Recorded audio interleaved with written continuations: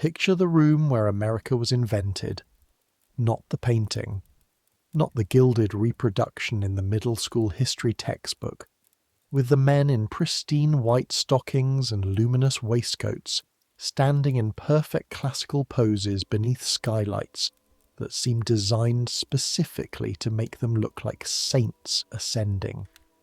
Not the marble monument, not the 50-foot statue with the sword and the stern expression and the pigeons.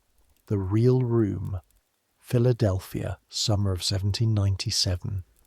The air is so thick with heat and unwashed bodies, and the rot drifting up from the street below that the windows stay closed, not for privacy, but because opening them makes everything substantially worse, where the greatest legal and political minds of the young republic conduct the business of a nation around a mahogany table that hasn't been properly scrubbed in a week, wearing coats they've been wearing since Monday, and this is Thursday, over linen shirts they've been wearing since the week before, over bodies that last made full and serious acquaintance with large quantities of hot water sometime in late March, where John Adams, the second President of the United States, the man who defended the British soldiers after the Boston Massacre because he believed in the rule of law even when it cost him every friend he had, the man who spent 3 grinding years in Paris and Amsterdam and London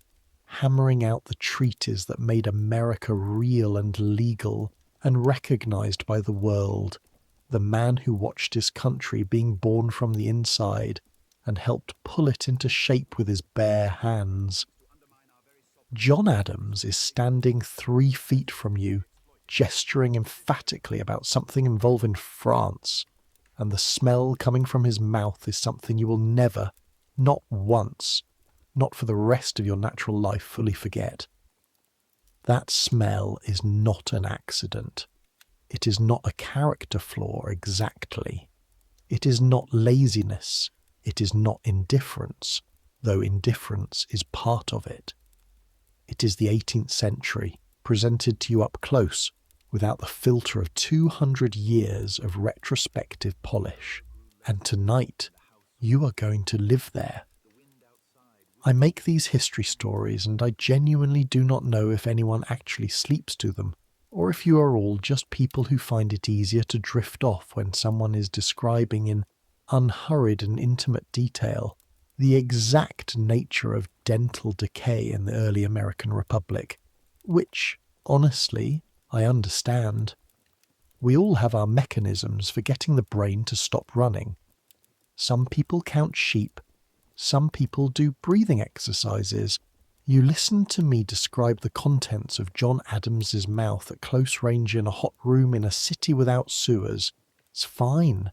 No judgment exists here. Subscribe if you feel like it.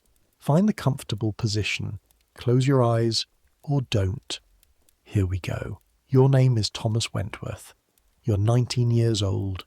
You came to Philadelphia from a farm outside Worcester, Massachusetts, carrying 1 trunk of clothes, 2 pairs of shoes, of which 1 pair is already developing a split along the left sole, and a letter of introduction written by your father's second cousin, who knew someone connected to someone adjacent to the administrative offices of the executive branch, which in 1797 is a chain of connections just barely long enough to reach. The letter worked. These things always work in the right era. Personal connections are the currency of the early republic, more reliable in some ways than actual currency. And your family had just enough of them, barely enough, to get you a position as a copying clerk in the offices attached to the presidency. You copy documents, you organize correspondence, you carry messages from one set of rooms to another set of rooms. You sit at a slanted writing desk for 10, sometimes 11, sometimes 12 hours a day with a quill in your right hand and an inkwell to your left, and a backache that announces itself each morning around 9 and does not stop its announcement until you are horizontal again. But you are here, in Philadelphia, at the center of the young republic, at the center of what your generation has been raised to believe is the most important political experiment in human history. The city has 40,000 people. Small by European standards, London has 1 million. But in America, Philadelphia is everything. It is the largest city in the country. It is the capital. It is the hub of trade, of politics, of medicine, of publishing, of the slow, grinding, magnificent machinery of a civilization trying to build itself from first principles. Benjamin Franklin lived here. Jefferson lived here, for stretches. Washington lived here. And now Adams. The great men are here. You've been told this your entire life. The great men are in Philadelphia, making the Republic real. You arrive in May. You step off the stage from Boston onto the packed earth of Market Street, and the city hits you through the nose first, not through the eyes, not through the ears, though the noise of 40,000 people is something you've never encountered on a farm outside Worcester. Through the nose. Philadelphia in early May has not yet reached its summer worst. The heat that will, in a few months, transform this city into something between a biological experiment and a slow catastrophe has not yet fully arrived. There's still a spring coolness in the mornings. There are still moments, early before the day gets going, when the air smells of fresh bread from the bakeries and river water from the Delaware and something almost green. And even so, even in the relative mercy of May, even before the worst of it, Philadelphia smells like 40,000 people living on top of each other in a city without a sewer system, without indoor plumbing, without garbage collection that comes more than twice a week, without any of the interventions between human biology and open air that you've taken for granted your entire life and have never once thought to name. The Privies. Every household has one or shares one with several other households. They're holes in the ground, lined with brick where people can afford it, unlined everywhere else, and they are full because 40,000 people use a finite number of them every day, and the emptying service, the night soil men who come through with their carts after dark cannot keep pace.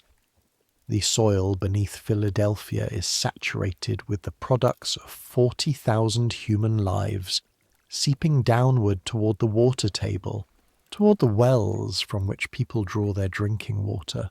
Nobody has made this connection yet. The understanding that links what goes into the ground with what comes out of the wells is still 50 years away from being worked out completely. In 1797, the reigning medical theory is miasma, from the Greek, bad air. The idea is that disease comes from bad smells, from the gases rising from rot and filth, and that if you can smell something terrible, the smell itself is making you sick. This is wrong. The smell is not the disease. The bacteria are the disease, and they live in the water, and the smell and the bacteria share a source but are not the same thing. The smell will not kill you. The water might. But in 1797 in Philadelphia, the best educated physicians in the country believe in miasma with the same certainty that modern physicians believe in antibiotics. They will avoid certain neighborhoods because the smell is bad while drinking water from wells 6 feet from a privy and calling it safe. They will burn tar in the streets to purify the air while leaving the actual mechanisms of infection completely undisturbed. This is not stupidity. This is the particular tragedy of sincerely wrong information, of intelligent people working within a framework that is missing several crucial pieces, doing their best with what they have. Their best in 1797 includes some very specific smells. Standing on Market Street on your first morning in Philadelphia, before you've found your lodgings, before you've met anyone, you breathe in the full composition of the city and you think with some clarity, that you may have made a terrible mistake: the horse manure.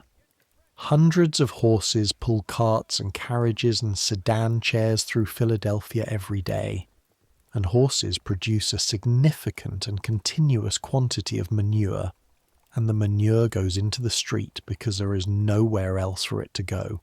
The pigs, which people still keep in many neighbourhoods, semi-feral, technically owned, practically roaming, and pigs are useful. They eat the garbage, they function as the city's lowest-tier sanitation system, but pigs also produce their own contributions to the overall composition.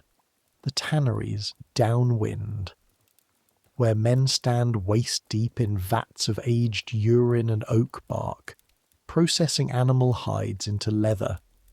Urine works as a tanning agent because of the ammonia content, and the smell of a tannery is something that requires no elaboration.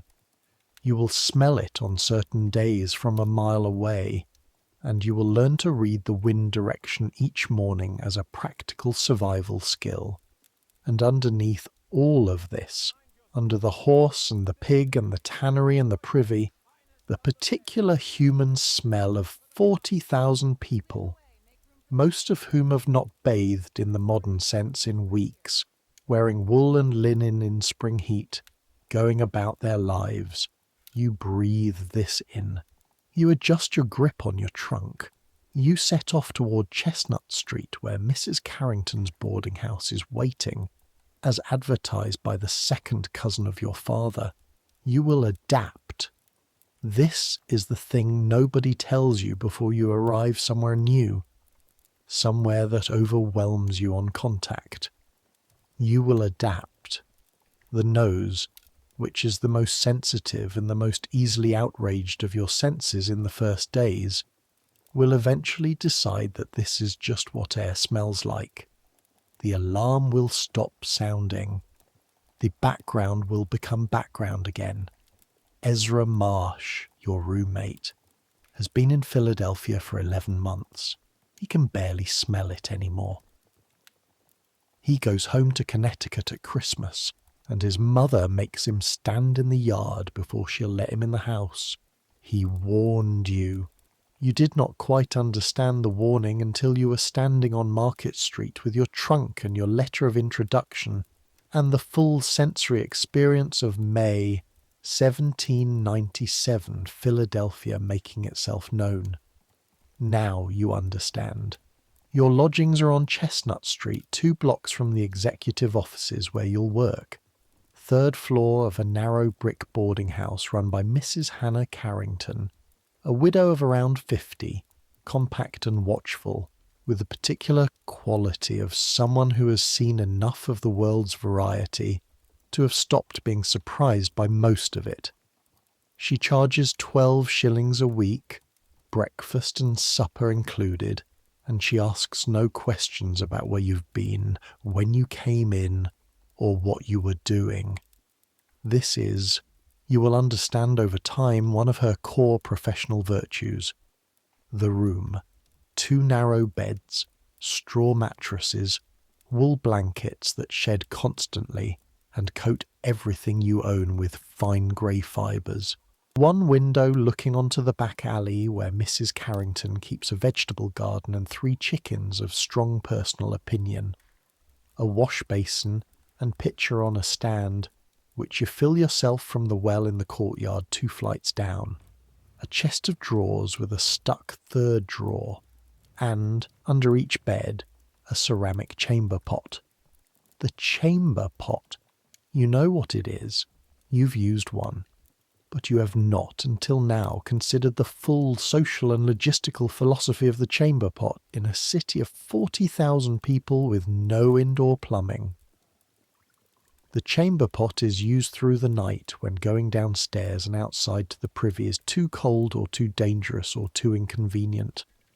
In the morning, it is carried downstairs and emptied into the privy vault in the yard, rinsed out, returned to its station. That is the correct procedure. That is what Mrs. Carrington requires.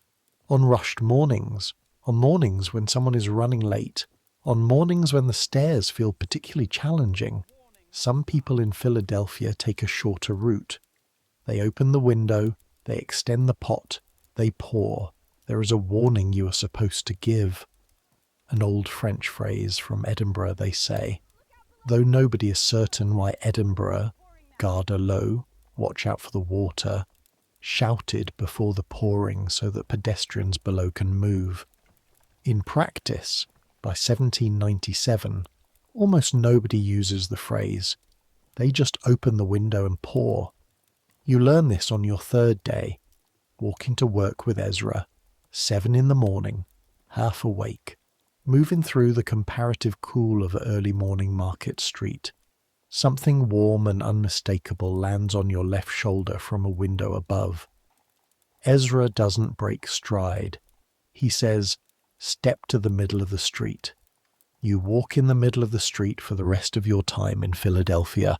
Everyone walks in the middle of the street. There is an implicit social contract, understood by all 40,000 residents, that the middle of the street is where you are safe from above. The middle of the street has its own hazards, but they are hazards you can see coming. You're beginning to understand the city. Let us go back to the streets. You need to understand the streets before you can understand anything else about Philadelphia in 1797, because the streets are where everything happens and everything connects, and the streets are where the gap between the idea of civilization and the reality of it is most honestly visible. Philadelphia was designed by William Penn in 1682, with what was for the time remarkable foresight. A grid.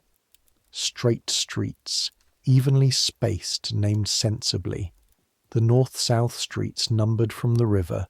The east-west streets named after trees. Pine Street, Chestnut Street, Walnut Street, Spruce.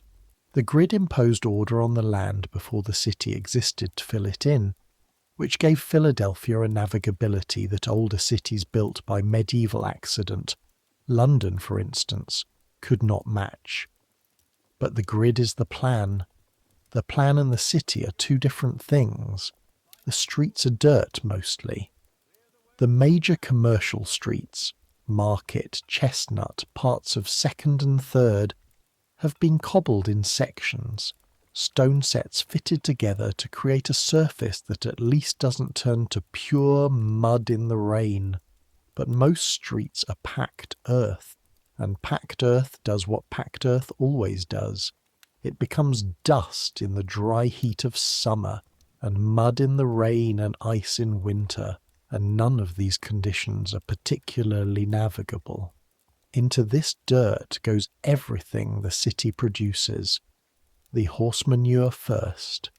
The volume of it is something you cannot prepare for until you have lived with it. Philadelphia depends on horses for everything.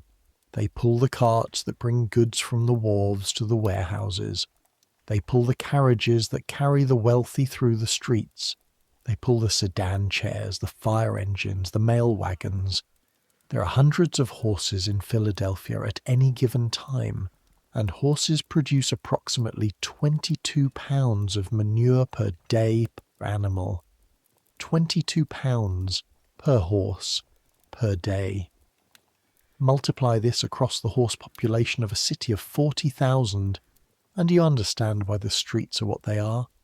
The scavengers, the men employed to collect and remove the waste, work steadily and cannot keep up.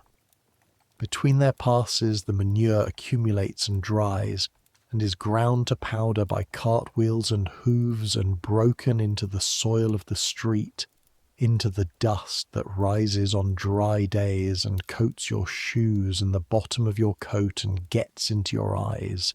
Then the pigs. Philadelphia still has pigs in its streets in 1797, semi-feral, technically owned by someone, practically citizens. They eat the garbage that accumulates between the scavenger collections, the kitchen scraps thrown from back doors, the spoiled food from market stalls, the organic waste of 40,000 people's daily eating. The pigs are useful. They function as the city's lowest and most informal tier of organic waste management. But pigs also produce their own waste, directly into the street, without ceremony or concern. The smell of pigs is different from the smell of horses. Horses smell of hay and warm animal, and the sweet sourness of their own particular biology. Pigs smell sharper, more insistent. The smell of animals with a different relationship to their own filth. You learn to identify the smell within weeks. You learn after a while to navigate around the pig territory instinctively, steering toward the middle of the street with the same automatic readjustment you make to avoid the windows above. The pigs are a function of the city's basic economic reality. Garbage collection is not free. Proper waste management costs money and requires infrastructure and the coordination of many different parties. The pigs cost nothing and require no coordination and show up on their own. The city tolerates them because they are cheaper than the alternative, and the gutters.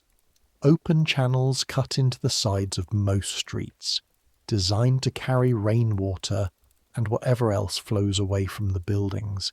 In heavy rain they work. The water runs in them toward the river, carrying some portion of what the rain has loosened from the street surface. In dry weather they collect instead of flowing, and what they collect, the slops thrown from windows, the runoff from leaking privies, the overflow from everything, sits and dries and smells and provides a substrate for things to grow in. You learn to avoid the gutters. You learn to walk in the middle of the street and to keep moving and to watch above you and to give wide berth to anything that looks like it has been sitting in the heat for more than a few hours.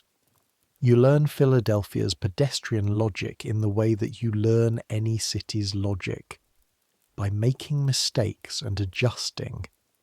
The adjustment takes about 3 weeks.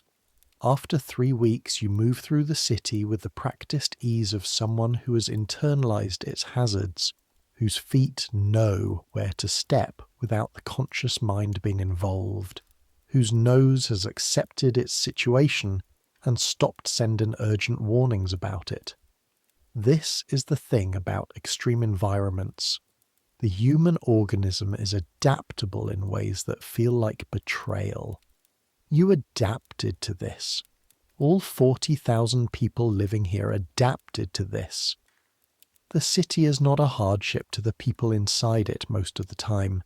It is just the city. It is just where they live. You understand this with a sudden clarity on a morning in late June, walking to work in the heat, stepping around a sleeping pig near the corner of 3rd and Walnut, and realizing with something like surprise that you have stopped noticing the pig. It is simply there. You go around it. You continue. You have become a Philadelphian. In some small, specific navigational sense, you have become a person for whom this city is normal. It's a strange feeling. Not pride exactly. Not shame. Something between the two. A recognition that you are more adaptable than you thought, and that this adaptability is perhaps not entirely a virtue.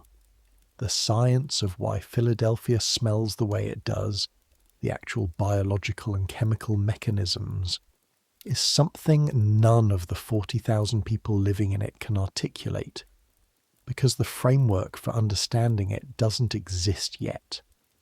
But there are people who sense the connections, who notice correlations that their era can't fully explain.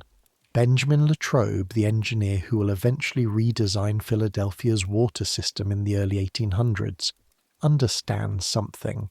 He comes to Philadelphia and looks at the city and sees, not with medical eyes, but with an engineer's eyes, the problem. The wells are near the Privies. The Privies overflow into the soil. The soil carries what's in the privies into the water.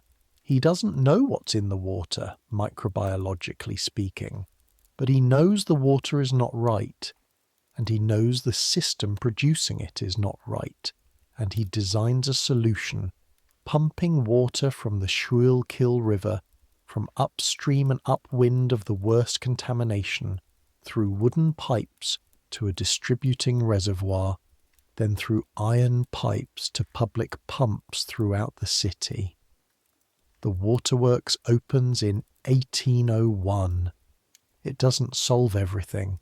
Nothing ever solves everything in a city, but it changes something fundamental about Philadelphia's relationship with its own water, and the fever deaths start to fall, not dramatically, not immediately, but over time, measurably.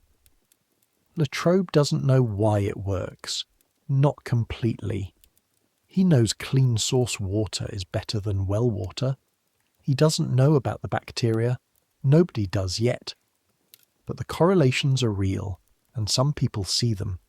And seeing them, even without the full explanation, saves lives. The problem with the 18th century, one problem among many, is that the people in it who see something are often working against the full weight of established wrong theory.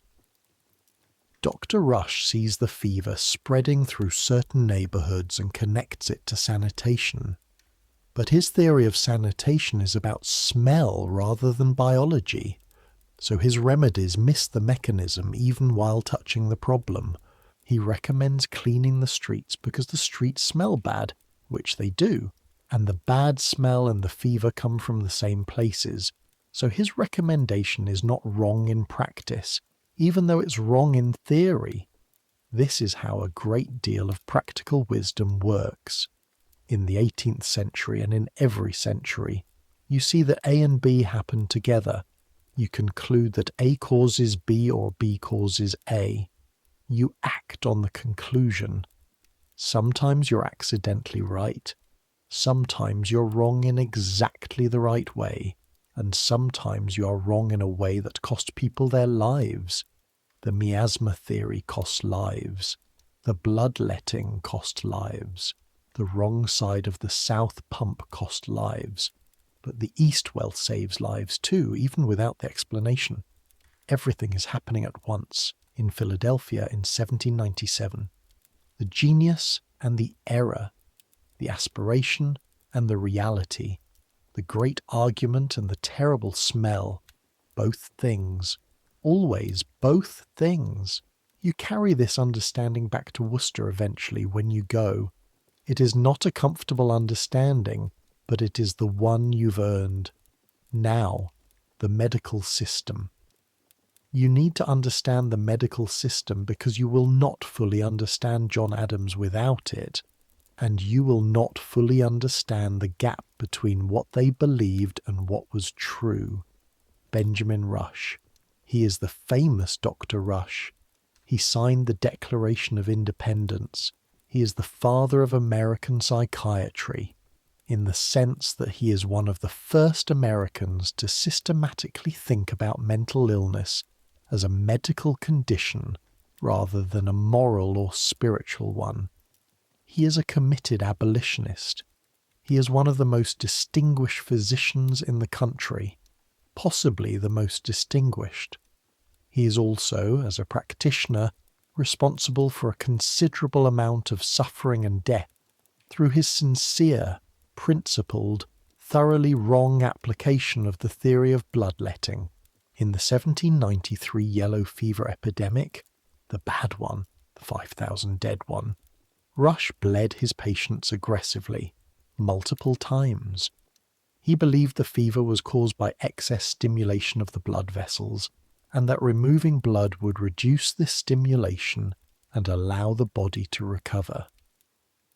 He bled people to the point of near collapse, and called the resultant pallor and weakness signs of improvement. Some of them recovered anyway. The body is extraordinary in its resilience. When you bleed someone and they're sick with yellow fever and they survive, it is not because of the bleeding. It is despite it. Rush did not see this. He could not see it, because the framework for seeing it did not exist. He had no control group. He had no systematic comparison of bled versus unbled patients. He had before and after cause and effect within a theoretical system that led him inescapably to the conclusion that the bleeding was helping. He was not a bad person. He was not a foolish person. He was a brilliant, principled, passionately committed person, working with incomplete information in a framework built on wrong premises. This is the tragedy of pre-scientific medicine. It is full of brilliant people doing terrible things sincerely. Adams knows Rush. They are friendly, in the careful way of two men who respect each other's intelligence and don't entirely trust each other's judgment. Adams goes to Rush for medical care because Rush is the best available, which he is, within the available universe. And Rush bleeds Adams periodically for various complaints, and Adams mutters about it afterward to Bradstreet and to Abigail, convinced the procedure makes him weaker rather than stronger. He is correct, the bleeding does make him weaker, but he doesn't act on this conviction, because the physician is the expert and the physician says bleeding is necessary, and Adams, for all his argumentativeness, draws the line at arguing with medical authority on medical grounds he doesn't feel equipped to challenge. So he presents his arm, he accepts the basin, he submits to the procedure, and his body, indomitable, recovers anyway. What Adams's body does for 90 years is essentially fight off every well-meaning effort to help it, while continuing to function on cider and stubbornness and the particular metabolism of someone who comes from a long-lived New England line and has done significant exercise in the form of walking his farm every morning for the first 60 years of his life. He is, in the end, healthier than his doctors think they've made him. He is healthy in spite of them. This is perhaps the most American story of all. Now, Abigail. You need to understand Abigail Adams, because understanding John Adams without Abigail is like understanding the Republic without the Constitution. You can try, but you're missing the document that holds everything in place. Abigail Smith Adams is, at the time of the presidency, 52 years old. She's been married to John Adams since 1764, 33 years, which is longer than most people in 1797 have been alive. She's survived the Revolution while he was away in Congress, managing the farm in Braintree, then Quincy, handling the finances and the household and the children, and the smallpox inoculations and the British threat to the coast of Massachusetts, all with a competence and intelligence that she was never officially credited for, because she was a woman in the 18th century, and official credit for women managing impossible situations was not a thing the 18th century distributed. She writes constantly. Her letters are, this will be obvious if you ever read them, among the finest prose of her era, which is an era of very fine prose, and she writes to John, and she writes to her sister, and she writes to friends and family across the Republic, and the letters document everything. What the house looks like, what the city smells like, what the president's household is managing and what it is failing to manage, and exactly how she feels about both. She is more fastidious than Adams. This is relative. She's also a person of the 18th century, and her standards of cleanliness are those of her era, not of ours. But within the constraints of her time, she pays more attention to the physical reality of the household than he does. She notices what the house smells like.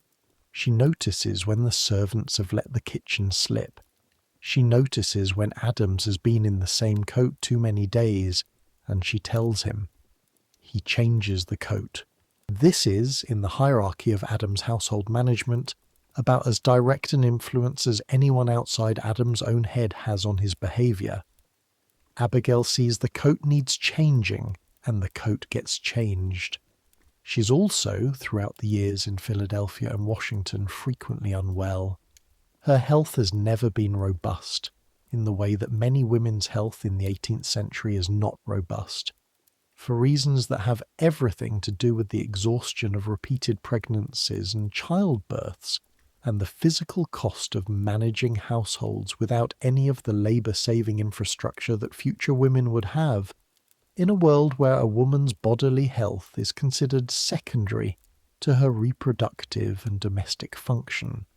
She loses children. This is part of her story that the official biographies mention and move past quickly, and that deserves a moment of real acknowledgement. 4 of her 6 pregnancies produce surviving children who reach adulthood. 2 do not. This is a success rate by the standards of 1797. This is also a grief that lives in her permanently, that she carries in her letters in the particular careful way that people carry griefs they have accepted but not resolved. The cost of the 18th century is counted differently for women. Adams's cost is in Atlantic crossings and cold diplomatic winters, and the grinding work of building a republic from nothing. Abigail's cost is in that, plus everything else. Every household, every child, every year he was in Congress or in Europe, and she was in Massachusetts managing everything he'd left behind. She manages. She always manages. When she arrives in the new capital in November 1800 to the unfinished president's house with its damp plaster and its smoking fireplaces and its complete absence of running water, she does what she always does. She looks at what is there. She makes the assessment. She determines what can be done. She hangs the laundry in the east room. She fires the cook who's been letting the kitchen slip. She hires a new one. She arranges for water delivery from the best available source. She takes the temperature of the household and adjusts every element she can reach. She writes to her sister about the cold. She's always cold in the president's house. The building is too large and the fires too few and the drafts too persistent, and she is always cold. She does not complain about being cold in a way that suggests she might stop. She complains about being cold in the way of someone documenting conditions that should be documented, and then she puts on another layer and keeps going. This is Abigail Adams. She is always cold, and she always keeps going. She will outlive the presidency and the return to Quincy and the long retirement, and she will die in 1818 at 73, with John Adams still arguing at her side, unable to stop even at the end of things. He will miss her for 8 more years, writing and arguing and drinking his morning cider. He will miss her specifically and precisely, and with the full force of someone who has been in conversation with the same person for 54 years and cannot imagine what conversation is without them. He writes to Jefferson about missing her. Jefferson, whose own wife died decades before, writes back with the particular understanding of someone who knows what that particular silence is. They understand each other across their differences in the specific way of people who have lost the thing that made the argument feel worth having. Then they go back to the argument. Because they're Adams and Jefferson. Because this is what they do. Because the Republic is still out there, and it still needs the argument. In the winter of your second year in Philadelphia, 1798, there is an ice storm. It arrives on a Tuesday in January. You wake to the sound of it, a sound unlike rain and unlike snow. The specific ticking sound of freezing rain landing on everything and coating it instantly and turning the whole city into something it has not been before. By the time you get to the window and look out, Chestnut Street is glass. The cobblestones visible from the upper floor are covered in a 1/4 inch of ice, every surface. The wood of the sign above the shop across the street, The iron of the railings, the branches of the small tree someone has planted hopefully in the yard next door, all of it enclosed in a clear shell that catches the early morning light and turns the whole world into a chandelier.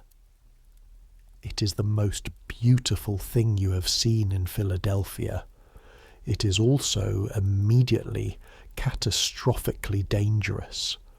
40,000 people need to go about their lives in this city. The market vendors need to get to their stalls. The workmen need to get to the construction sites. The servants need to make their morning water runs to the wells. All of them need to navigate streets that have become ice rinks. You go to work because you go to work. You put on your heaviest coat and your second best shoes, and you step out of Mrs. Carrington's door and immediately grab the railing with both hands. The railing is also ice. The railing does not help. You stand at the top of the 3 steps from the door to the street, and you look at the street and you understand with sudden, absolute clarity that walking to work this morning is going to be a physical problem. You go slowly, holding walls and railings where you can reach them, stepping sideways, moving like a person who has realized that the relationship between their shoes and the ground has been fundamentally revised. 3 people fall on Chestnut Street in the block you can see from your starting point. One of them gets up immediately, unhurt, laughing in the slightly hysterical way of people who have just experienced a shock. One of them gets up slowly, holding his wrist, and you cannot tell from the distance whether the wrist is broken or only hurt. One of them is an older woman who falls sitting down and sits there on the ice and does not immediately rise, and 2 passers-by stop to help her, and by the time you've passed out of sight she is upright and moving, slowly, carefully testing her weight. This is winter in Philadelphia. Ice is one variety of it. Cold smoke is another.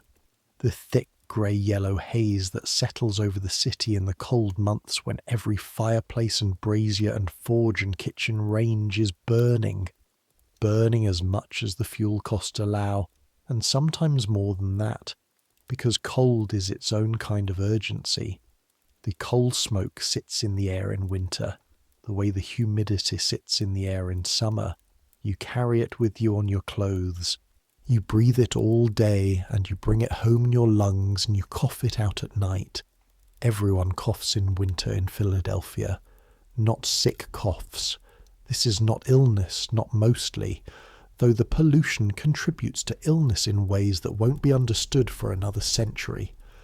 This is just the cough of lungs doing business in an atmosphere that includes more combustion products than they were designed for. You cough. Ezra coughs. Mrs. Carrington coughs, though she coughs with a particular air of refusal, as if the cough is getting one warning before she puts a stop to it. Adams coughs. You learn from Bradstreet that Adams' winter cough is a household constant, arriving in November and departing in March, every year, reliable as the change in the quality of the light, and the cold itself. The temperature in Philadelphia in January of 1798 drops to something that, in your farm winter experience, is not unfamiliar but is different in the city. On the farm, the cold is something you move through and return from. The barn is warm with animal heat. The house is warmed by wood cut from your own trees. The cold is outside, and inside is not cold. In the city, the inside is cold too. The boarding house has fires. Mrs. Carrington keeps them going, prioritizing the common rooms over the private rooms, which means the attic where you sleep gets whatever heat rises from below, and what the small grate in the wall provides when you've paid for your own coal allocation. The small grate is not quite sufficient for January. You sleep in your clothes sometimes. Not full-day clothes, but more clothes than strictly necessary for sleep, layered up against the cold that comes through the window frame and up through the floorboards and seems to emanate from the walls themselves. which a brick and brick holds cold in winter, the way it holds heat in summer, thoroughly and without apology. Your hands. This is the thing you don't anticipate about winter in Philadelphia, even knowing it would be cold. Your hands.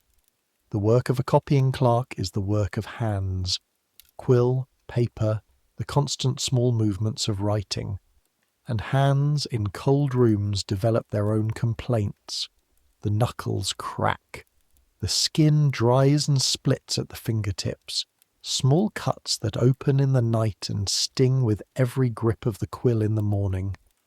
The cold stiffens the finger joints until you have to warm them by the office fire before the handwriting is acceptable. You learn to keep your hands in your pockets between tasks. You learn to breathe on them before sitting down to write.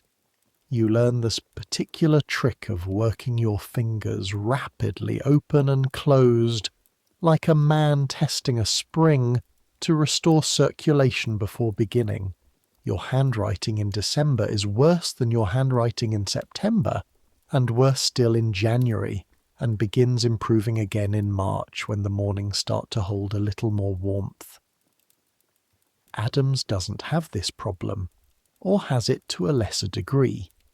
His body has been through 30 winters of serious cold. Diplomatic winters in Paris, where the apartments were inadequately heated by any standard. London winters, the brutal winters of New England farming. His hands have adapted. Or perhaps he has never noticed, because Adams' attention is always elsewhere, always on the argument, never on the finger joints. He writes through winter without apparent difficulty. The handwriting shows the tremor, but not the cold. The tremor is a longer story. The handwriting goes on, the republic goes on, and slowly, almost imperceptibly, the days get longer. The light at 4 in the afternoon becomes the light at 4:30, then 5. The coal fire seems slightly less necessary. The ice on the streets melts and becomes mud, and the mud dries and becomes dust, and Philadelphia begins to smell less of coal and more of what it always smells of, and you realize with something like affection that you have missed the basic smell of the city through the cold winter. You have missed it. You have adapted to it and adopted it, and now its relative absence through the winter months has made it strange again, briefly, and its return is something like homecoming. This is what Philadelphia does to you if you stay long enough. It becomes home, not Worcester, not the farm, not the place where your parents are and your childhood is, and the weight of everything you knew before, but home in a different way. The way a place becomes home when it has held you through enough seasons, enough versions of its own weather, enough of its beauty and its cruelty, that you can no longer imagine yourself outside it.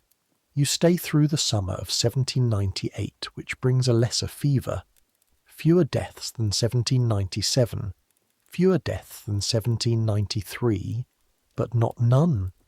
And through the winter that follows, and into 1799, and then 1800, the move of the capital, and the end of Adams's presidency, and the beginning of Jefferson's. You stay until you cannot stay any more, and then you go home to Worcester, and you carry Philadelphia with you. The smell of it, the sound of it, the specific weight of the quill in a cold hand, the bells at noon that Bradstreet counted, the east well versus the south pump, Mrs. Carrington's knowledge encoded in practical instruction, Jacob's red hair, the large hands, the 5 days, Adams in the corridor, 3 feet, the coat, the pomatum, the teeth, all of it, packed into the person you've become, the person that Philadelphia made of you, The person who is no longer the farm boy from Worcester who stepped off the stage onto Market Street with his trunk and his letter of introduction and his absolute unpreparedness for what the city was actually like. That boy is still in there somewhere, but he is not in charge anymore. The person in charge knows how to walk in the middle of the street. You meet John Adams for the first time 6 weeks after your arrival. Not officially. You're not important enough for a formal introduction to the president. You're a copying clerk. You exist somewhere in the organisational hierarchy between the furniture and the decorative moulding. A president does not notice copying clerks any more than he notices the chairs. But the offices where you work are close enough to the executive residence, close enough to the corridors where Adams moves through his days, that proximity eventually becomes unavoidable. And Adams is not a man who can be overlooked in a corridor, not because he's physically imposing. He's compact, thickening at the middle, 5 feet 7 inches of pure Massachusetts granite, but because he carries himself with the absolute certainty of someone who has never, not once, seriously questioned whether his opinions are correct. And this certainty produces a force of presence that fills whatever space he's in before he physically enters it. The first time you see him clearly, not through a doorway or glimpsed at a distance, is on the 2nd floor of Congress Hall, where the administrative offices are still operating. He's coming from the direction of the committee rooms. He's arguing with someone, a senior aide whose name you're still trying to learn, making a point about the French negotiations, his right hand slicing the air in front of him in that chopping gesture he uses for emphasis, the one that later you'll learn to interpret as a signal that he's about to say something the other person is definitely not going to enjoy hearing. He passes 2 feet from where you're standing with a stack of correspondence. You catch the smell. First, the hair. Adams has given up on wigs. This is a political statement as much as a personal preference. Wigs are going out of fashion for younger men, but many of Adams's generation still wear them, still powder them, still present to the world that formal white-haired dignity. Adams stopped wearing a wig sometime in the 1780s. He's wearing his own hair, grey and thinning at the top, and for formal occasions he still powders it. A mixture of white flour and pomatum, which is essentially lard or bear grease, with some floral essence worked into it to make it smell less like what it is. But today is not a formal occasion, and the powder in today's hair is 3 days old. 3-day-old pomatum, rancid animal fat in the hair of the President of the United States. This is not exceptional. This is standard. Every man who powders his hair is wearing the same thing. The smell is the smell of the era, not of one man's negligence. But when you encounter it at close range, it is specific and present and unmistakable. Then the coat, dark blue wool, heavy and well made, appropriate to his position. He's been wearing it, as best you can determine from context and from what you'll later learn of the household rhythms since Monday. This is Wednesday. Wool holds smell the way it holds warmth, thoroughly, persistently, building over time rather than fading. Then the man himself.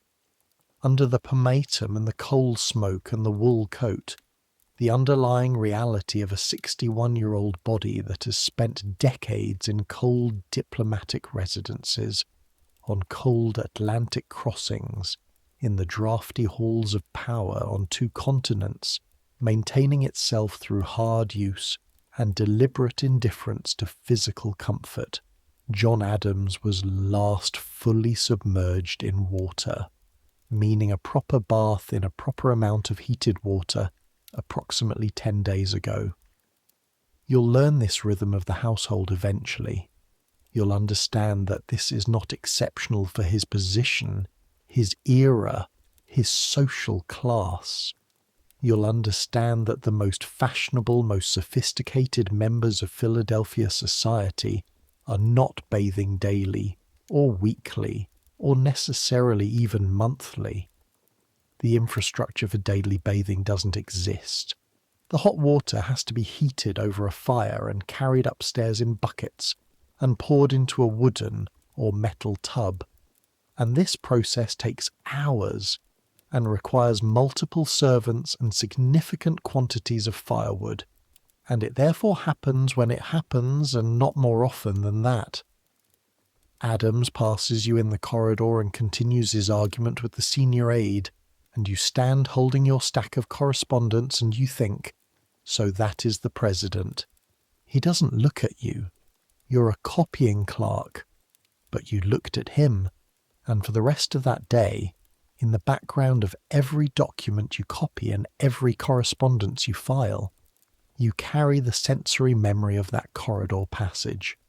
Not with disgust exactly, with something more like recalibration. The man who helped argue America into existence smells like old wool and rancid hair pomade, same as everyone else in this city. Maybe a bit more concentrated because you got close enough to notice. Maybe a bit more specific because he's been doing something consuming all week and the coat has been on for 3 days. The Republic was built by people who smelled like the 18th century. You're starting to understand what that means. The teeth are the next thing you notice about Adams properly at close range, with your full attention on them whether you intend to be paying attention or not. By 1797, Adams has been fighting his teeth for 30 years. The original teeth, the ones God issued him at birth, are mostly gone.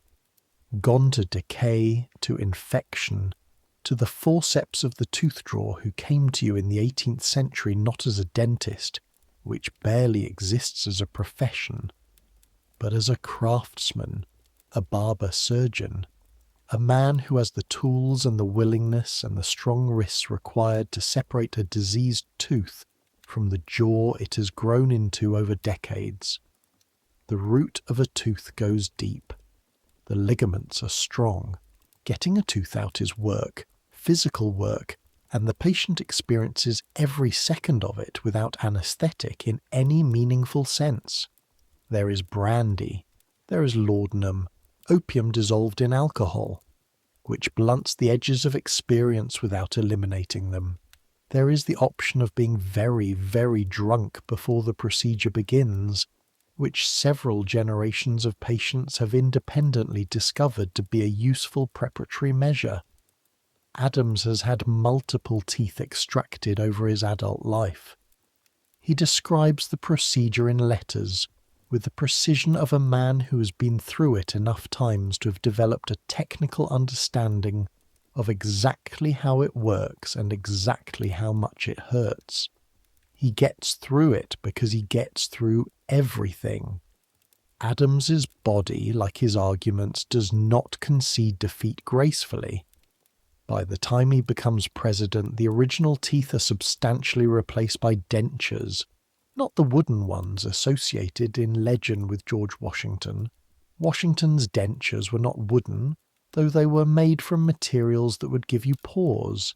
Hippopotamus ivory carved into the base plate, human teeth and animal bone embedded in that ivory, the whole structure held in place by metal springs that press outward against whatever jaw structure remains. Adams has something similar. The base is hippopotamus ivory, dense and smooth, carved to approximate the shape of his natural gums. The teeth set into it are a combination of carved ivory and real human teeth, purchased. This is the part that quietly disturbs when you think about it too long. From people who sold them. Poor people, often young, who needed money badly enough to allow someone to extract their own healthy teeth and sell them to the denture maker. The tooth drawer paid them. The denture maker paid the tooth drawer. The wealthy patient paid the denture maker. Everyone in this chain received something from the transaction. Nobody who had their healthy teeth pulled out for money was particularly glad of the arrangement. But in 1797, this is simply how dentures are made. The human tooth is the most durable and functional material available. Ivory, however skillfully carved, does not quite replicate the shape and function of the original. Human teeth do, when they fit. Adams's dentures fit imperfectly. Springs hold them, upper and lower plates pushed outward against the opposite jaw by curved metal arches, creating a tension that keeps the plates seated. The springs also create a constant outward pressure that requires conscious muscular effort to counteract when speaking, eating, smiling. The plates shift when he talks. They shift when he laughs. On bad days, particularly warm days when the ivory is expanded slightly with heat, the lower plate will drop a fraction of an inch mid-sentence, and Adams will reset it with a quick movement of his tongue, barely perceptible, utterly without breaking his argument's rhythm. You watch him do this in a corridor conversation with a cabinet secretary 3 weeks after your arrival, close enough to have clear sight lines. The plate shifts, the tongue moves, the argument does not pause. The cabinet secretary who has been around Adams for years doesn't react. You try not to react. Your face, you hope, shows nothing. The dentures also contribute in ways that nobody in the household discusses openly, but that everyone in proximity understands, to the olfactory situation of any extended conversation with the president. A plate that fits imperfectly traps food particles in the spaces between the ivory base and the gum. Bacteria colonize these spaces. The chemistry of bacterial metabolism in a warm, wet, enclosed space produces specific and recognizable compounds. Adams dictates to you once, in October, for 2 hours without stopping. 2 hours in a room with closed windows, seated 4 feet from the president, writing as fast as your hand can manage while he constructs the most intricate and carefully reasoned diplomatic arguments you have ever been asked to transcribe. The arguments are brilliant. You can see that even through your limited understanding of the French situation, even through your 19-year-old's comprehension of treaty law and international obligation, the logic is airtight. The sentences are long and complex and load-bearing, each clause supporting the next, the whole structure standing on a foundation of reason that seems, at the time, as solid as the Republic itself. The teeth are also there, for 2 hours, at 4 feet. You adapt. This is what you do in Philadelphia. You adapt to things that would have seemed impossible to adapt to before you arrived. By October, after 5 months in the city, you have a range of adaptations that your Worcester self would not have recognized as belonging to the same person. You adapt to the chamber pot. You adapt to the smell of the street. You adapt to the bells tolling the dead in summer. You adapt eventually to the dental reality of proximity to greatness. History, up close, requires certain adjustments. You had not been warned about the adjustments. Now you understand why. James Bradstreet is the person who educates you.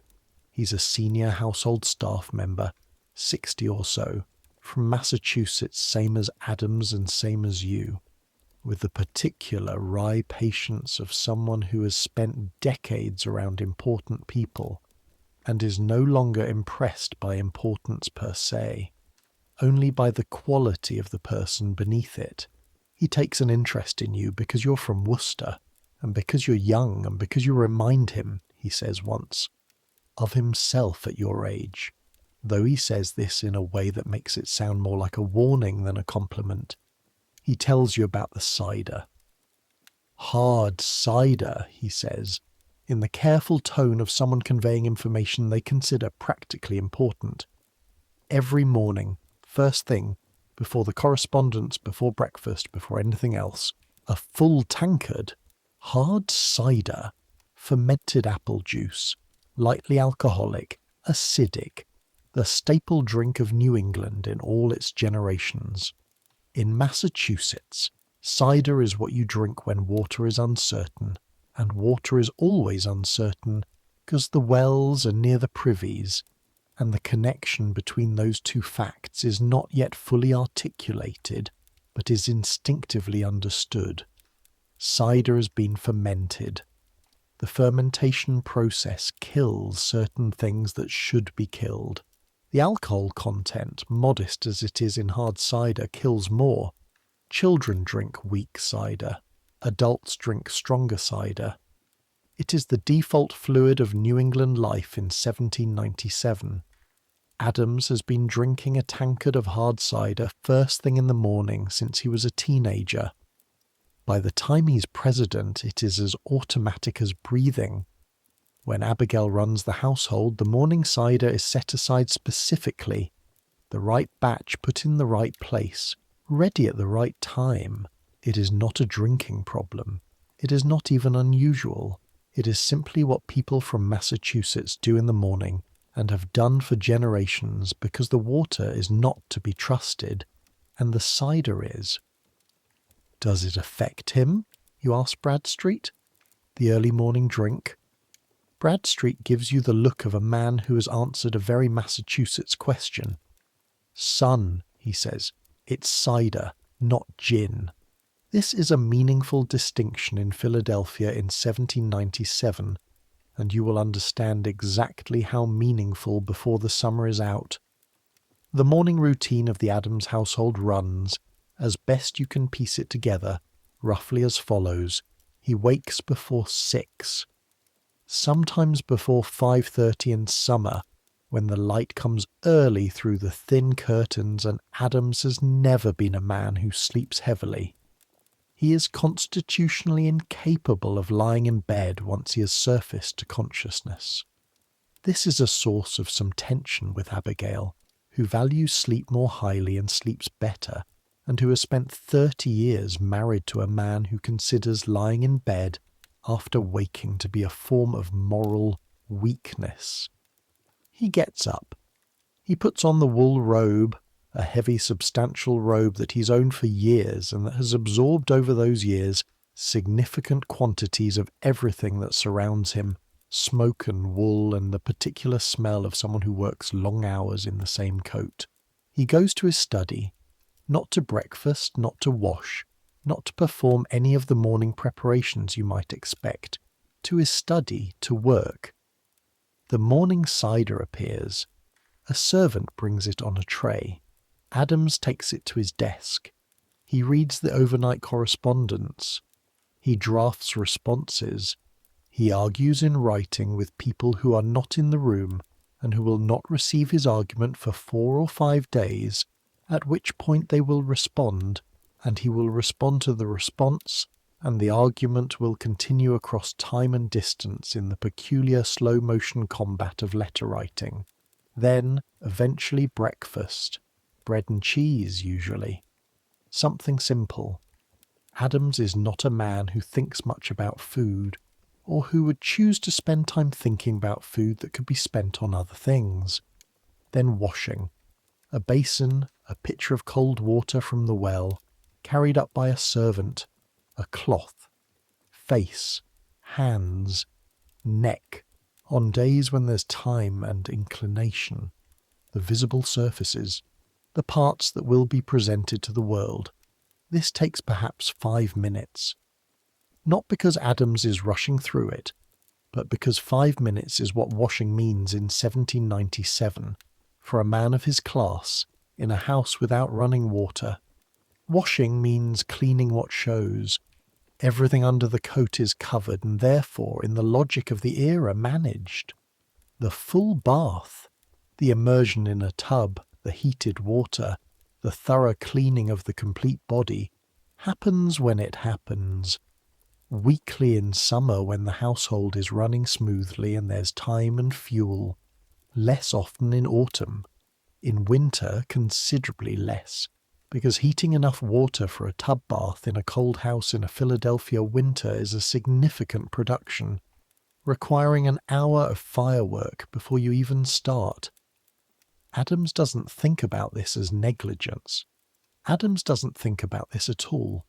Nobody tells him he should bathe more frequently. No physician recommends it. The social expectation is not there. The infrastructure to make it easy is not there, and Adams is focused on France, on his cabinet, on the Federalist Party tearing itself apart, on the Republic, on the argument he's having by letter with someone in Boston who is wrong about something important. The body manages itself. He washes his face. He changes his shirt every few days. The coat goes on. The day begins. There is, in July, a formal reception at the executive residence. Adams holds these periodically. He dislikes them. He has always disliked them, and the years of diplomatic protocol in Paris and London and Amsterdam did nothing to improve his appreciation for the performance of sociability. He considers social performance a waste of time that could be spent on argument. He considers argument the highest form of human activity. He does the receptions because they are required, because the Republic requires its president to occasionally stand in a room and receive people and be gracious, and Adams' definition of gracious is, by this point in his life, reasonably well calibrated to what the situation demands, even if it costs him something to perform it. The room is in the house on Market Street. The executive residence, not the building eventually meant for presidents, that's still being constructed down in the new federal district on the Potomac. This is a rented house, large and well appointed, the best available in Philadelphia, and tonight it has been prepared as well as the household can manage. Candles everywhere, the silver plate out. Mrs. Adams's careful attention to the presentation of her husband's table, the quality of her hospitality, the impression that the young Republic's president keeps a house befitting his position. Abigail is here for this. She comes down from Massachusetts when official obligations require it, though her health has always been unreliable, and Philadelphia summers disagree with her in particular ways she has documented extensively in her correspondence. Tonight she is present, composed, and watching everything with the intelligence she always brings to observation, an intelligence that in some ways exceeds her husband's for practical social calculation, though she would not describe it that way and he would not admit it.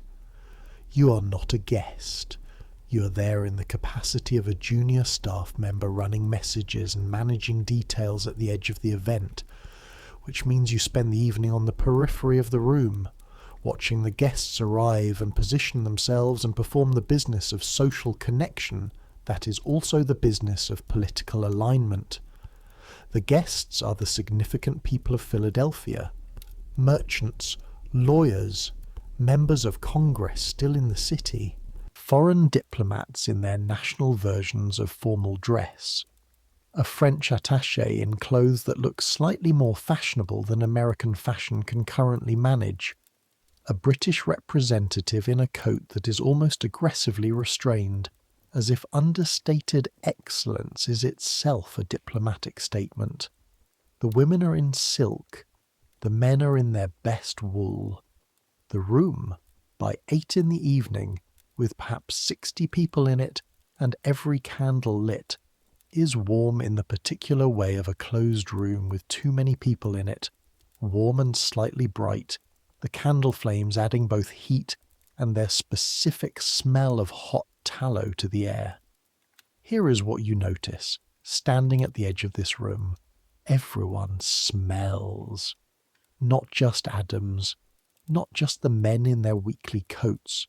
Everyone in this room, which represents the social and political elite of the most sophisticated city in the young republic. Everyone smells of what they are, which is people in 1797. The silk dresses hold the smell of the pomanders the women use, little balls of dried herbs and spices carried in small cases or tucked into pockets, meant to provide a pleasant foreground scent against whatever background exists. The background exists regardless. Lavender water, rose water, applied to the face and neck and wrists. The floral pomatum in the fashionably powdered hair, and under all of it, the body underneath the dress, the same as Adams's body under his coat. The pomanders and the rosewater are not hygiene, they are not cleansing, they are masking. The technology of masking smells rather than removing their source is sophisticated and ancient, and this room represents its apex in 1797. Expensive perfumes from France, quality candles that burn with less smoke than cheap tallow, dried herbs strewn among the furniture, orange peels pressed into the window frames. The room smells of all of this together. Perfume and pomatum and wool and silk and warm bodies and candle wax and the open window behind the curtain that is letting in the summer night air of Philadelphia, which contains its own contributions to the overall composition. And into this room Adams moves.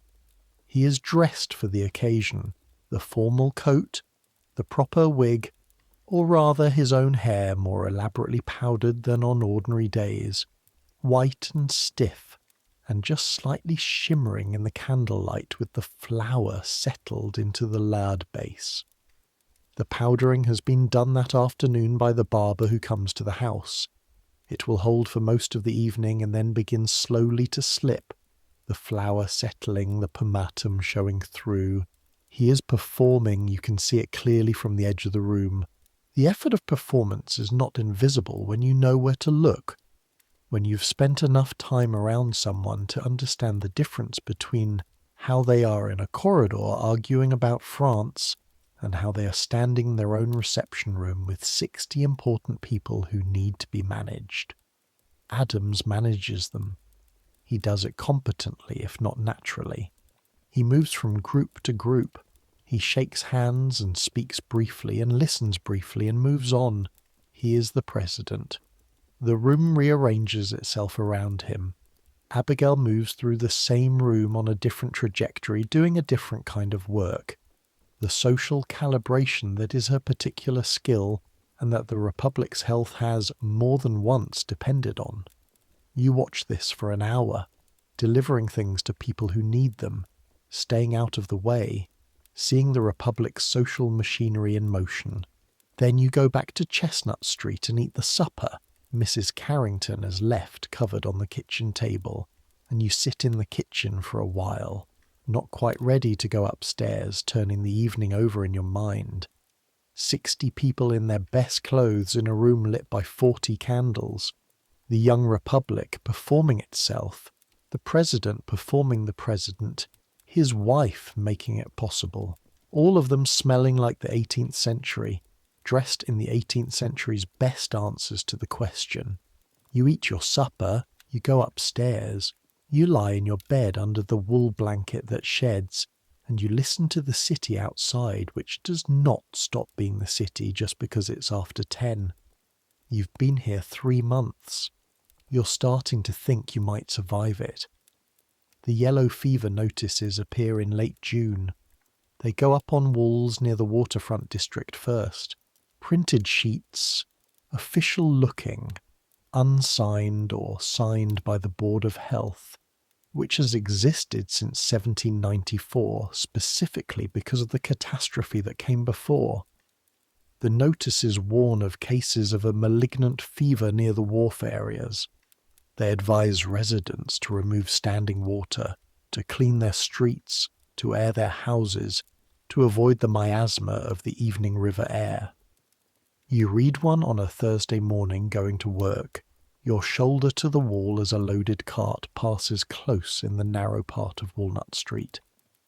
You read it, and feel a cold finger move along the back of your neck despite the June heat. You've heard about the fever. Everyone who comes to Philadelphia from elsewhere has heard about the fever of 1793. 5,000 people in this city in 3 months. 1 in 10 of the entire population. The government fled. Washington and Jefferson and Hamilton retreated north, every man of means taking himself and his family out of the city's reach.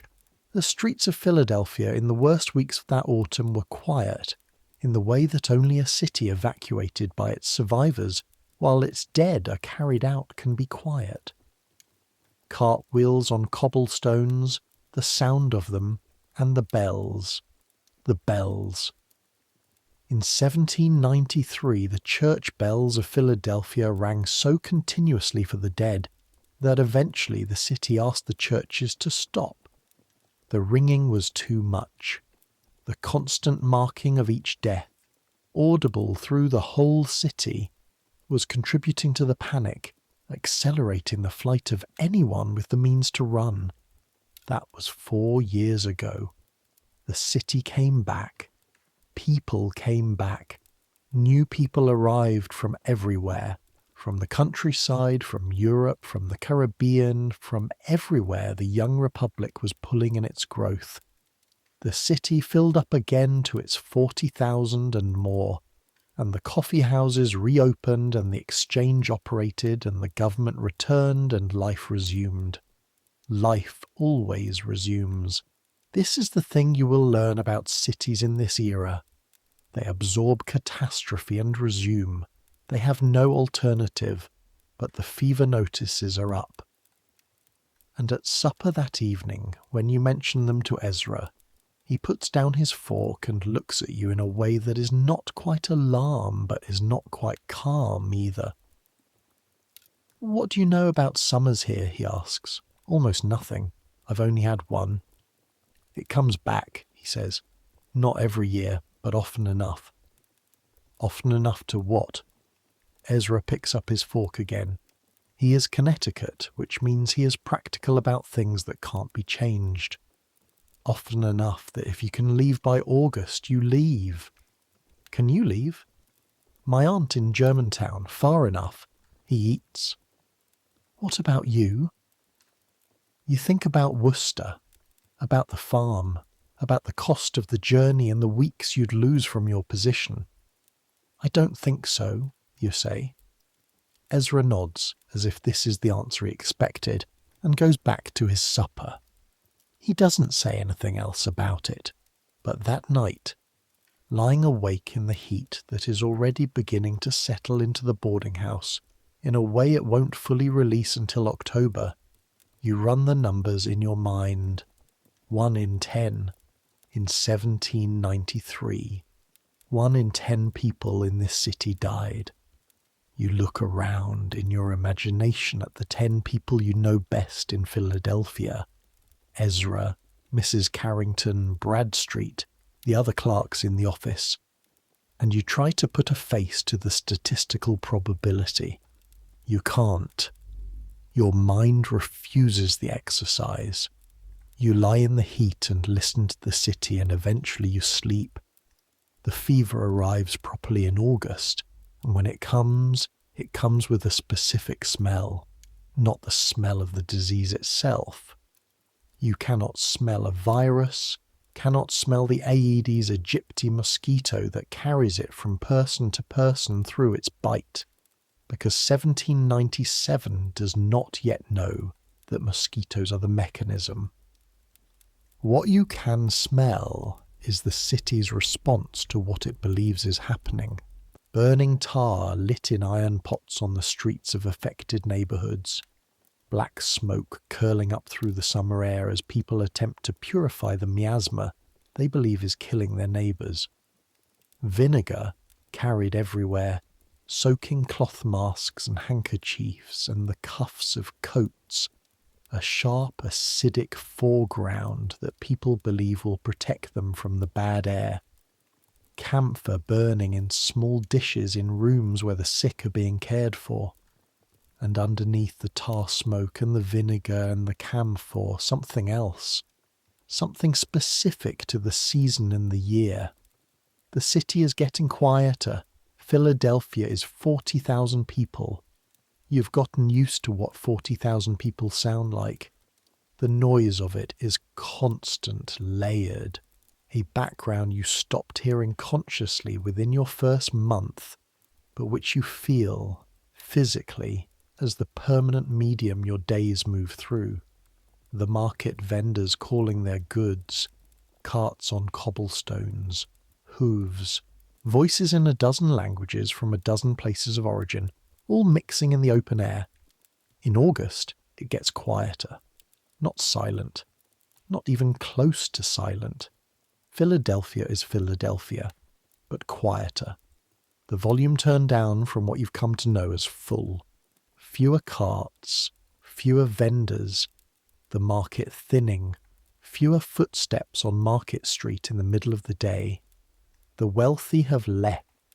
First the truly wealthy in late July, when the notices multiplied and the first deaths in the waterfront neighbourhoods were confirmed.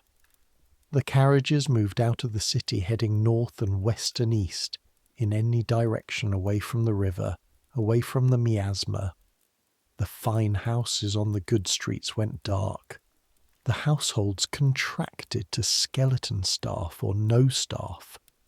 The families retreated to country properties or relatives' houses in towns, far enough from Philadelphia to feel safe. Then the professional class, the lawyers and merchants who could afford to close up shop for a few weeks, who had somewhere to go. Then the clerks who had relatives outside the city, or who simply ran without plan or preparation, afraid enough to sacrifice their positions and their incomes for the chance of breathing air that wasn't killing them. Ezra goes to his aunt in Germantown in the first week of August. You see him off from the door of the boarding house, a Tuesday morning. The two of you awkward with the fact that you might or might not see each other again. Go home to Worcester if you can, he says. It's not quite goodbye, but it's that kind of adjacency. I can't afford the journey, and the office is still open. He nods. He shakes your hand, a firm grip, and picks up his bag and walks north. You watch him go until he rounds the corner. Then you go upstairs and wash your face in the cold water from the pitcher and sit on the edge of the bed for a moment, looking at the empty side of the room where his things aren't. Mrs. Carrington comes up to tell you that supper will be simpler going forward, that several of her boarders have departed and she cannot justify the same provisions. Her eyes are steady, and her chin is firm, and she's not going anywhere. She has survived 20 years in this city. She intends to survive this too. Keep the windows open at night, she says. Don't drink from the south pump. Come in before dark. These are her defences. The open window to let out the miasma, the avoidance of the south pump which she has noticed, without being able to articulate the mechanism, produces sicker neighbours than the other sources. The darkness instruction, which is about mosquitoes in ways she doesn't know, and about actual robbers in a city with fewer witnesses than usual. They are not the right defences, not precisely, but some of them are closer to right than the era's official guidance. The south pump instruction in particular. The south pump is worse, and she has noticed it, and her instinct is correct even if her explanation would be wrong. You follow her instructions. You come in before dark. You drink from the East Courtyard well. You do not die. Jacob does. Ezra's friend Jacob. You know him slightly, have met him twice at the boarding house. A cartwright's apprentice from 2 streets over with red hair and large hands, and the particular contentment of someone who has found the work that suits him, and is doing it, and doesn't ask for much more. He makes you feel better about your situation simply by existing in his, so cheerfully and without apparent effort He gets sick on a Wednesday. Wednesday morning he's at work. Wednesday afternoon he is not. Wednesday evening a message comes to the boarding house that he is feverish and confined to bed. By Thursday he's been to his bed for 24 hours. The fever is climbing. He can't keep water down. His skin is starting slowly to take on a tint that his friends watching him try not to name. On Friday his skin is yellow. The jaundice that gives the disease its name is the liver failing, the virus destroying liver cells faster than the body can regenerate them, the bilirubin backing up in the blood, seeping into the skin. He looks like a painting left in rain, his own colours leaching out and replaced by something wrong, something that doesn't belong on a living face. On Saturday, Jacob is dead. Wednesday to Saturday. You don't go to the house. You don't see the body. The city is not doing funerals in the usual way. The undertakers are overwhelmed. The graveyards are filling faster than they can be managed. And there is a general, unspoken understanding that the dead need to go into the ground quickly, and that the ceremony around this going needs to be brief. A few words. The earth closed. Jacob gets a hole in the ground at Christchurch Burial Ground and a marker with his name and dates. He was 20 years old. He had large hands and red hair, and a talent for contentment that you will, in the years after, recognize as rarer and more valuable than most things. You think about Jacob a great deal in the days following his death, the 5 days between Wednesday and Saturday. The specific arithmetic of how fast yellow fever moves, how little warning it gives, how it can look like an ordinary summer illness for the first 2 days and then show its real speed. You are 19 years old and in reasonably good health, and you have no particular reason to believe yourself immune to 5 days, and you cannot stop doing this calculation, cannot stop measuring yourself against it. You walk in the middle of the street. You come in before dark. You drink from Mrs. Carrington's east well. You wash your hands when you've been to the south side of the city, which you do less and less as the summer deepens. You breathe through your mouth instead of your nose on the worst days, when the tar smoke and the vinegar and the river smell combine into something your body wants to reject. You are not sure these precautions do anything useful. They might be as wrong as the burning tar. You have no way to know. Nobody has any way to know. But you do them, and you do not get sick. And this is luck. Nothing more, though you will spend a great deal of your later life trying to find the explanation, the thing you did right, the preparation that protected you, and you will never fully find it because it was not your preparation.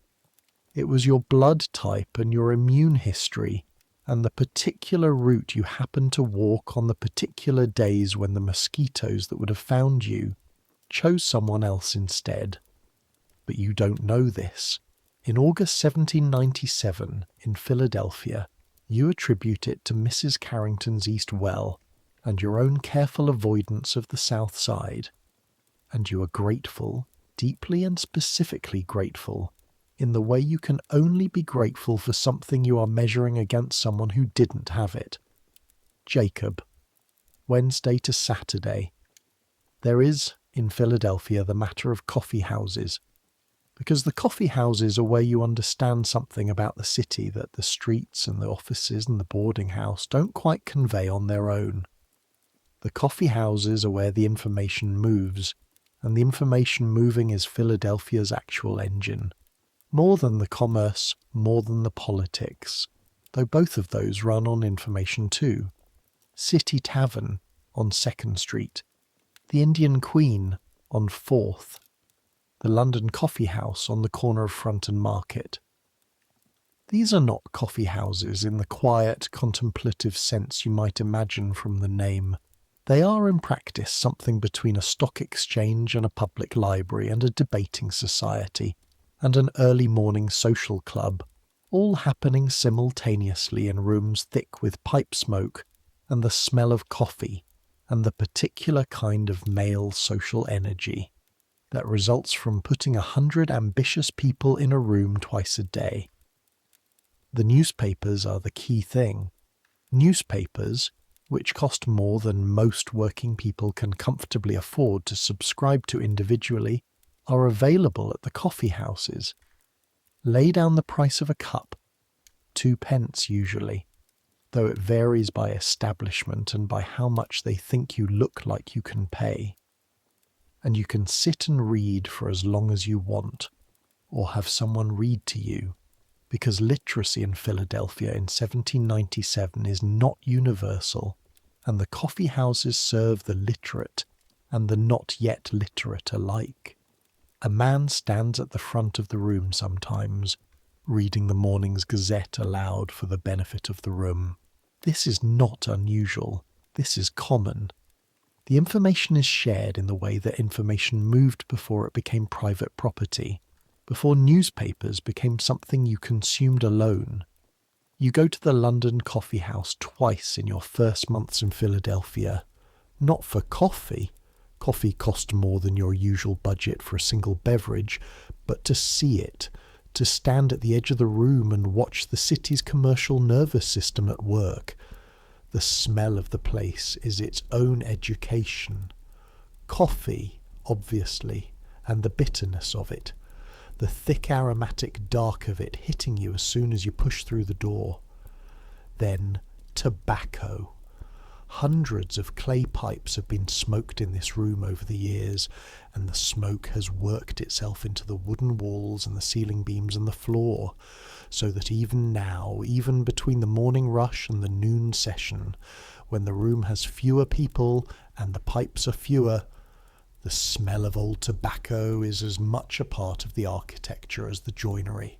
Then men, dozens of them, in their wool coats and their linen shirts and their pomatum-treated hair, gathered in clusters around tables, standing near the notice boards where shipping intelligence is posted as it arrives. What ship has come in from where? What cargo? What prices are being offered for what goods? This information moves through the room the way electricity will later move through telegraph wires, faster than you'd expect, further than the space of the room, rippling outward into the city through the connections between the men who heard it here first. You stand at the edge of this and watch and understand, with the particular clarity of a young person seeing a system in operation for the first time, how information and commerce and politics and social connection are all the same thing in Philadelphia in 1797. They are all happening in these rooms, in these smells, through these connections. The Republic is being conducted not only in the executive offices and the Congress chambers, but here, in this coffee house, over these papers, between these men who know each other and owe each other, and are watching each other and making calculations about each other, and passing information along in the particular currency of the rooms. You cannot afford to belong to this. You are a copying clerk. You are watching from the edge, which is where copying clerks belong in this world. But watching is its own education, and you are very good at watching. The Philadelphia coffee house is also, it should be said, less clean than its aspirations. The tables are not scrubbed between customers with anything more than a perfunctory pass of a damp cloth. The pipes left behind in the clay holders on the tables are cleaned out eventually, but between cleanings they hold the residue of previous smokers. The floor, which has absorbed years of dropped food and spilled drink, and the tracked-in mud of a city with dirt streets, is swept but not washed. The sawdust spread on the floor to absorb spills and make the sweeping easier is replaced when it becomes too obviously saturated, which happens before any member of the regular clientele feels moved to mention it. This is not negligence in 1797. This is the standard of a well-run establishment. This is what cleanliness looks like when you don't have germ theory. don't have hot running water, don't have the kind of systematic understanding that would lead you to clean a table in a way that actually removes the bacteria left by the previous person's hands. You drink, when you do drink at the coffee house, from a cup that has been rinsed in cold water between uses, not washed with soap, rinsed. The water probably came from the pump out back, which is probably fine, probably far enough from the nearest privy. Probably you drink the coffee. It is very good.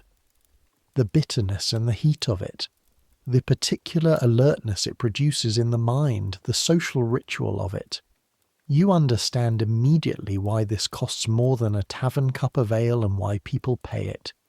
You go back twice more over your Philadelphia years. Each time you find a spot at the edge and watch. Each time the room teaches you something about how the city works, or doesn't work, or works imperfectly in ways that mostly hold together. And the coffee houses, like everything in Philadelphia, like Adams's coat, like the East Well, like the bells at noon, become part of your interior landscape of the city. Part of the thing you're building inside yourself that is a picture of a place, assembled from sensory experience and observation, and the 100 small educations that come from simply being present in a world and paying attention. This is what the copy clerk years give you. Not a career, not connections, not the beginning of a great trajectory through the Republic's institutions. What they give you is the picture, the full sensory picture of the Republic at its founding moment, close enough to touch, present in your nose and your ears and the cramped right hand that holds the quill. Not many people get this close. Not many people who are not themselves the great men have this angle, this proximity, this particular view from the copying desk. You do, and you carry it. There is also the matter of Adams's body in motion. This sounds strange, but bear with it. Adams walks. He has walked every morning of his adult life when not physically prevented, with a particular commitment of a man who regards walking not as exercise in the modern sense, recreation, fitness maintenance, but as the working state of a thinking body. He walks and he thinks. The thinking happens better when the body is moving. He has said this more or less in various letters over the years. The connection between walking and thinking is something he discovered early and has never abandoned. At Quincy, he walks his farm, miles of it, in the early morning, before the correspondence and the visitors and the arguments of the day begin. The farm is 60 acres, and he knows every inch of it, and in his later years his morning walks trace the same routes with the same attention. The same man who argued with Jefferson about the nature of liberty stopping to check on the progress of a young apple tree, with the same intensity he brings to the grander questions. In Philadelphia he walks too. The streets are not his farm. They are narrower and louder and more complicated, and the walking requires more navigation and less reflection. But he walks. Through the city, from the executive residence to Congress Hall and back, through the quieter streets in the early morning before the city fully wakes. His pace is brisk. He is a compact man, and he moves with the efficiency of compact men. Quick steps, no wasted motion, a slightly forward-leaning angle that suggests he is always arriving somewhere rather than merely travelling. You see him walking once from the second-floor window of the office, when he doesn't know he's being observed. He's coming back from somewhere in the early morning, before most of the staff are at their desks, moving along Chestnut Street with the brisk forward lean, hands behind his back in the characteristic posture, looking at the street in front of him with an expression, that is not quite seeing the street at all, seeing something internal, something he's working out. He passes below your window and you watch him go and you think, he doesn't stop. He is 61 years old and he's been the most important and the most worked man in the Republic for a decade and he doesn't stop. The walking is how he doesn't stop while appearing, to anyone watching from above, to be walking. The walking also means, this is practical, that Adams does sometimes encounter the full experience of Philadelphia's streets as a pedestrian. The middle of the street is not only your strategy, it is everyone's strategy, including occasionally the president's. Though when the president walks there is usually someone with him, an aide or a secretary, and that person is doing the most alert watching. But still, the president has walked in this city. The president's shoes have navigated these streets. The president has, on at least one morning, rounded a corner on Walnut Street and encountered a sleeping pig and stepped around it without breaking stride. The same way you do, the same way everyone does, because this is Philadelphia and the pigs are citizens and you work around them. You don't know if this specific thing happened, but it is the kind of thing that happened continuously to everyone in the city. And Adams was in the city walking its streets, and the streets were what they were. The history that gets written about great men is the history of their great ideas, the arguments, the treaties, the speeches and the letters and the constitutional provisions and the diplomatic triumphs. The history that doesn't get written is the morning they stepped around the pig, the morning the window above opened before they heard the warning. The afternoon they were in the corridor with the wrong coat for too many days, and someone in a copping clerk capacity experienced at 3 feet the full physical reality of who they were. All of that happened. All of it was real, and somehow the arguments were real too.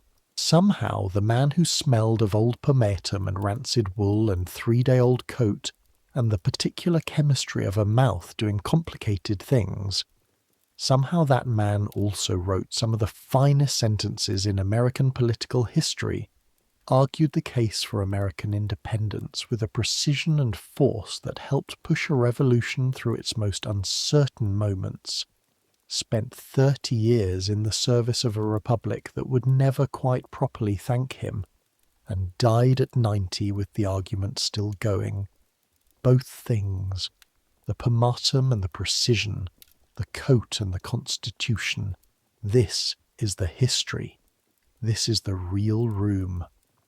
And perhaps the important thing, perhaps the thing worth carrying into the silence that is opening between you and sleep, is that these two things are not in contradiction. The smell and the genius, the physical reality and the intellectual achievement, the man who forgot to change his coat and the man who remembered in exquisite detail every clause of every treaty he'd ever negotiated. You do not have to clean the greatness up to make it real. You do not have to remove the pomatum and the teeth and the morning cider and the 3-day coat from John Adams to make his contribution to the Republic meaningful. You just have to let him be what he was, a person working in a body, in a city, in a century that smelled like what it was. The Republic was built by people, by actual people, with bodies that got cold in January and ached in summer and needed things that cost money and required maintenance and produced smells and wore out faster than their owners wanted, by people who drank cider in the morning because the water wasn't safe and wore coats for a week because changing them more often wasn't the custom, and had teeth that rotted because nobody understood yet how to prevent it, and were bled by physicians who were sincerely trying to help and sincerely wrong about almost everything they were trying.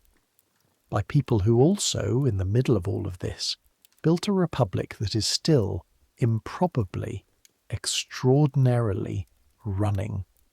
This is the thing to hold on to if you hold on to anything. They were imperfect. They were sometimes wrong. They smelled like the 18th century, and they built something anyway. Something that held. Something that is still holding more or less, in the way that long-used things hold, repaired and modified and argued over constantly but holding. They earned that. With the cider and the pomatum and the bad teeth and all, they earned it. Adams has been in Quincy since late July. He left before the worst of it, which was entirely consistent with the pattern of every government official in Philadelphia who had the option to leave. He went back to Massachusetts, to the farm at Quincy, ostensibly to be with Abigail, who was unwell. She was, in fact, unwell. Abigail's health is always fragile, and Philadelphia summers are never kind to it. But the timing of Adams' departure from the capital was also the timing of a man who has survived one yellow fever epidemic and intends to survive another. Bradstreet tells you, in the diminished office that is still running through August on skeleton staff, that Adams is managing the Republic from Quincy by correspondence. By letter, you ask. Everything? Everything that can be done by letter, Bradstreet says, which is more than you'd think. He's right. The postal service of 1797 is genuinely remarkable. Letters move between Quincy and Philadelphia in under a week. For a man who runs on correspondence the way other men run on food, who thinks best with a quill in his hand, and an argument forming itself in sentences and paragraphs rather than in speech, the mail is sufficient. Adams runs the Republic from his study in Quincy. He writes enormous, detailed letters to his cabinet members, or what remains of his cabinet members. Some have fled Philadelphia. Some are still in the city, managing things as best they can. He writes to Timothy Pickering about the French negotiations. He writes to Oliver Wolcott about finances. He writes to his friends and enemies and the various people whose wrong opinions he cannot allow to go unanswered. He writes to Abigail, who is in the same house, which says something about the nature of their relationship and the role that letters play in it. They are better, sometimes, in writing to each other than in speaking to each other. The argument on paper is different from the argument in the room, more considered, more fully itself. The letters reach Philadelphia, are opened and read and acted upon, and responses go back north. The machine keeps running, slowly, imperfectly, under the double strain of epidemic and remote management. It is enough. The Republic, at this stage of its existence, is small enough and young enough that one person's absence for a few weeks doesn't break it. The gears are not yet so complicated that they require constant direct attention. Later, this will not be true. Later, a president who tries to run the country from a farm in Massachusetts by mail will find the country has gotten ahead of him. But in 1797, just barely, it works. The fever reaches its peak in late August. The death count is climbing. The bells toll through the working day, sometimes 3 or 4 in an hour from different parishes, different corners of the city. Bradstreet counts them sometimes as a dark habit. He sits at his desk and marks a small line on a scrap of paper each time a bell rings. 12 today, he says one afternoon in mid-August. Since noon. You say nothing. There is nothing to say. In 1793, he says after a moment, they stopped counting. After 100 in a day, they stopped publishing the numbers because the numbers were making people panic faster than the disease. He folds his scrap of paper. He puts it away. He goes back to work. You go back to work. The fever begins to ebb in September. It always ebbs in September, because September brings cooler nights, and cooler nights bring lower temperatures, and lower temperatures slow the mosquito population, and the mosquito population is what's driving the fever, though nobody knows this yet and won't for another 100 years. What they know is that September brings relief, the thinning of the worst of it, the death numbers falling, the city beginning cautiously to uncurl from its defensive crouch. Adams comes back in October. He arrives looking the same, or nearly, or a little more rested. Quincy does that to him. The farm and the open air and the relative quiet of a place that is not Philadelphia. A little more himself, if that's even possible. He comes back into the executive offices and the machinery of government resumes its full operation, which you feel as an increase in the volume and tempo of everything around you. The corridors fill up again. The correspondence multiplies. The arguments multiply. He passes you in the hall 3 days after his return. Same coat, or a different coat of the same type and weight. The same pomatum in the hair, freshly applied since his return. The same teeth, the same slight forward lean of a man with a complex relationship with his own jaw. He does not look at you. You are a copying clerk.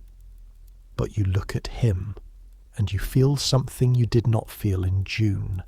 Something that was not there when you first caught his smell in a corridor and filed it away as the smell of the 18th century. Something like relief. Like the specific relief of seeing someone who embodies the continuation of the project you've been working in. The Republic. The argument. The whole ongoing, improbable, noisy, smelly experiment of self-governance. He is still here. The Republic is still here.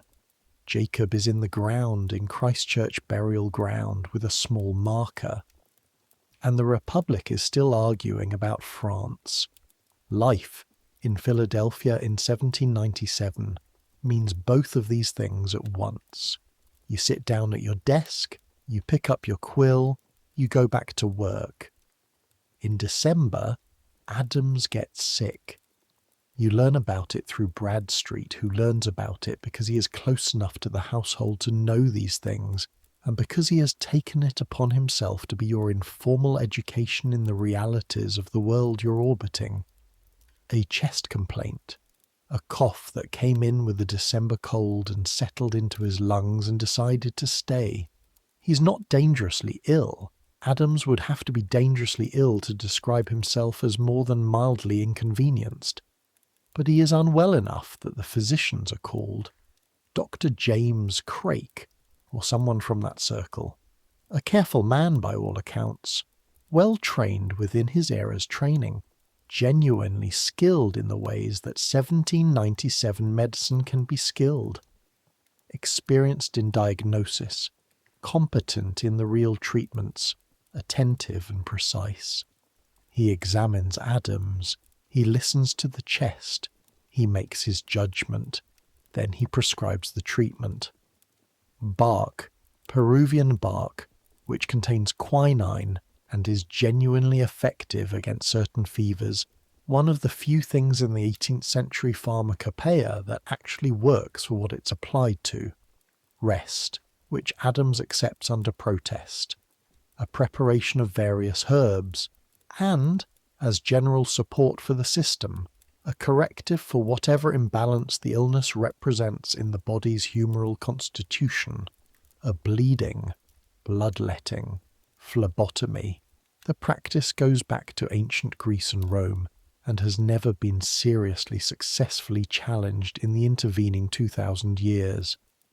The blood contains the disease. Remove blood, remove disease. The patient feels weaker afterward.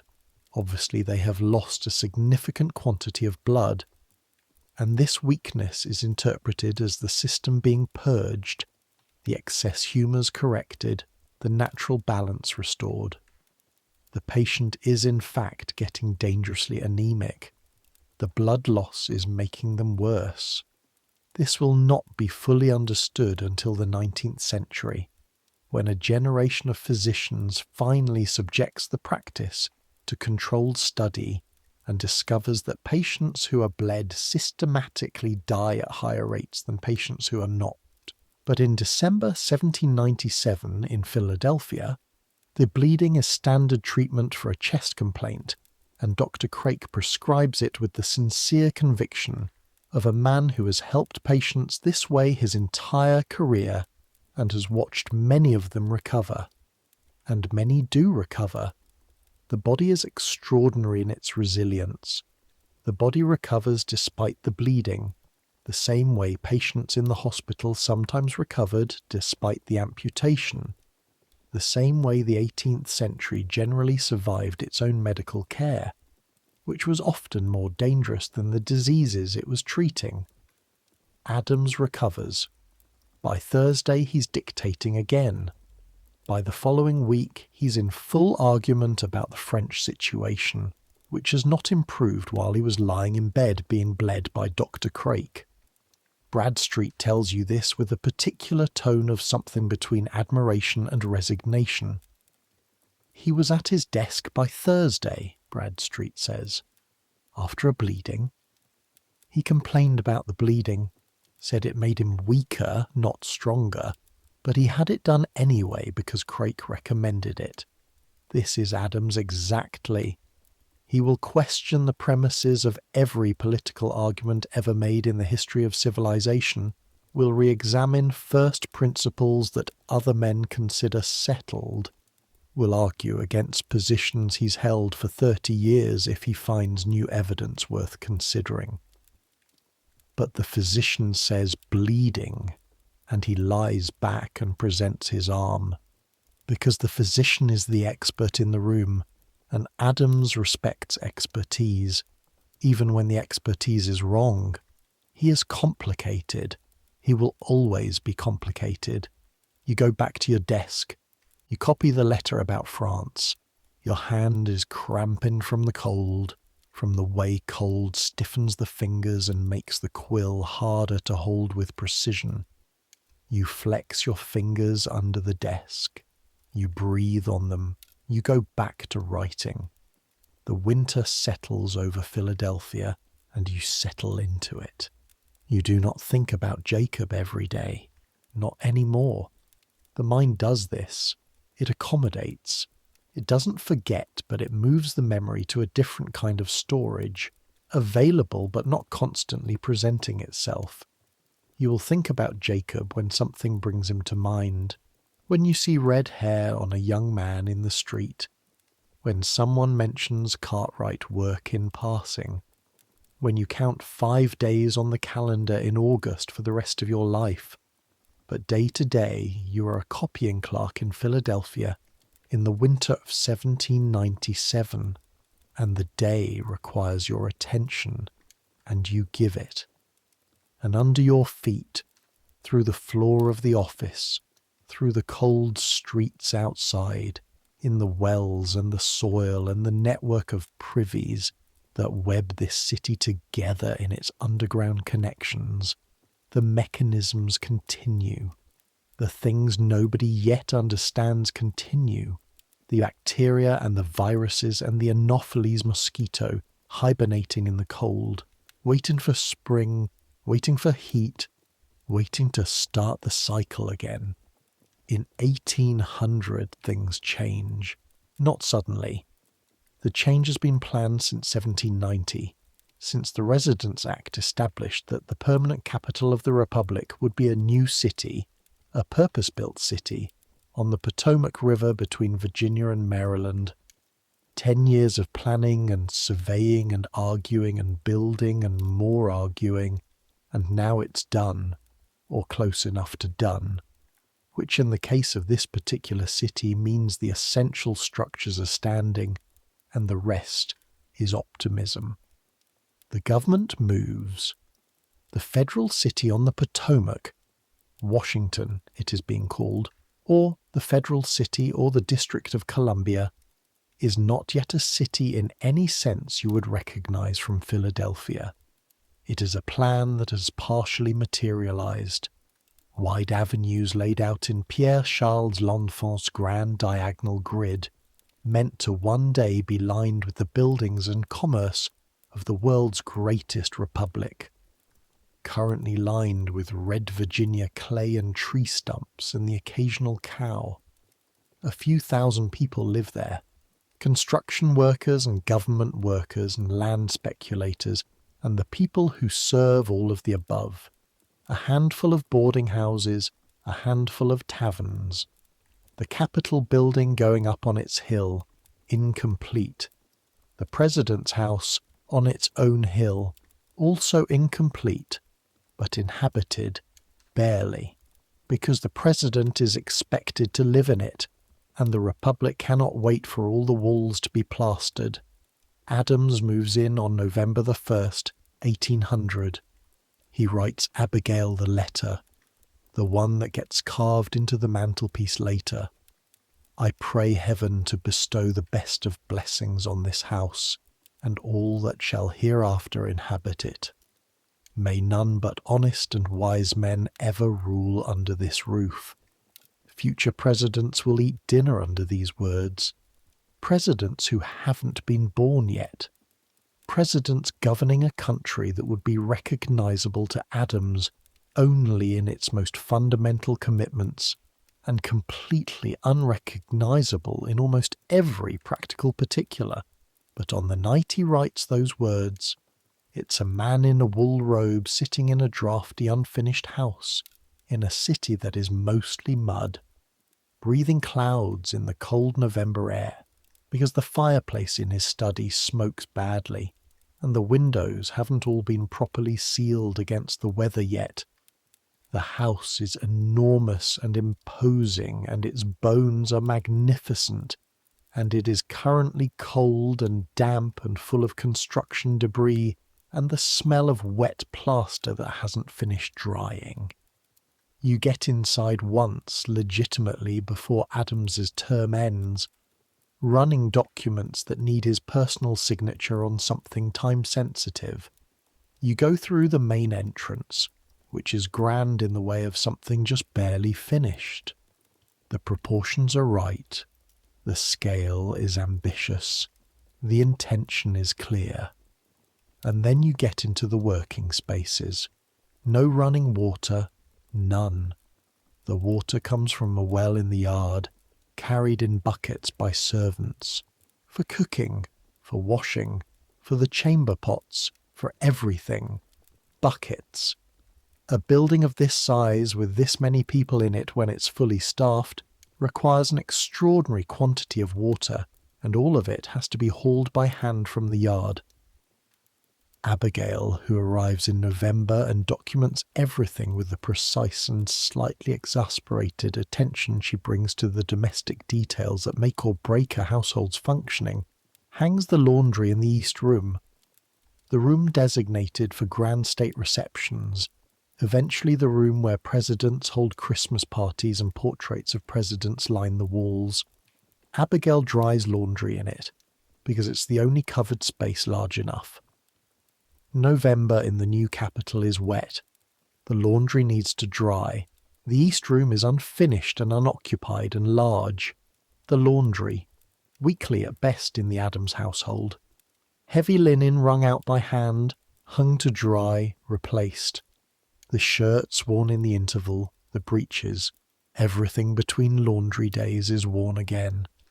You stand in the entrance hall with your papers, waiting while someone fetches the secretary who will bring them to Adams, and you breathe the smell of the new president's house. Damp plaster and coal smoke from the fires barely keeping the cold at bay, and mud tracked in from the yard, and the particular smell of an unfinished building full of people trying to make it work, and underneath all of that the same smell that has been underneath everything in every room you've entered since you arrived in Philadelphia 3 years ago. People, living, in their bodies, in their era, the same smell, different walls. You deliver your documents, you get the signature, you leave. Adams loses the election of 1800, Jefferson beats him.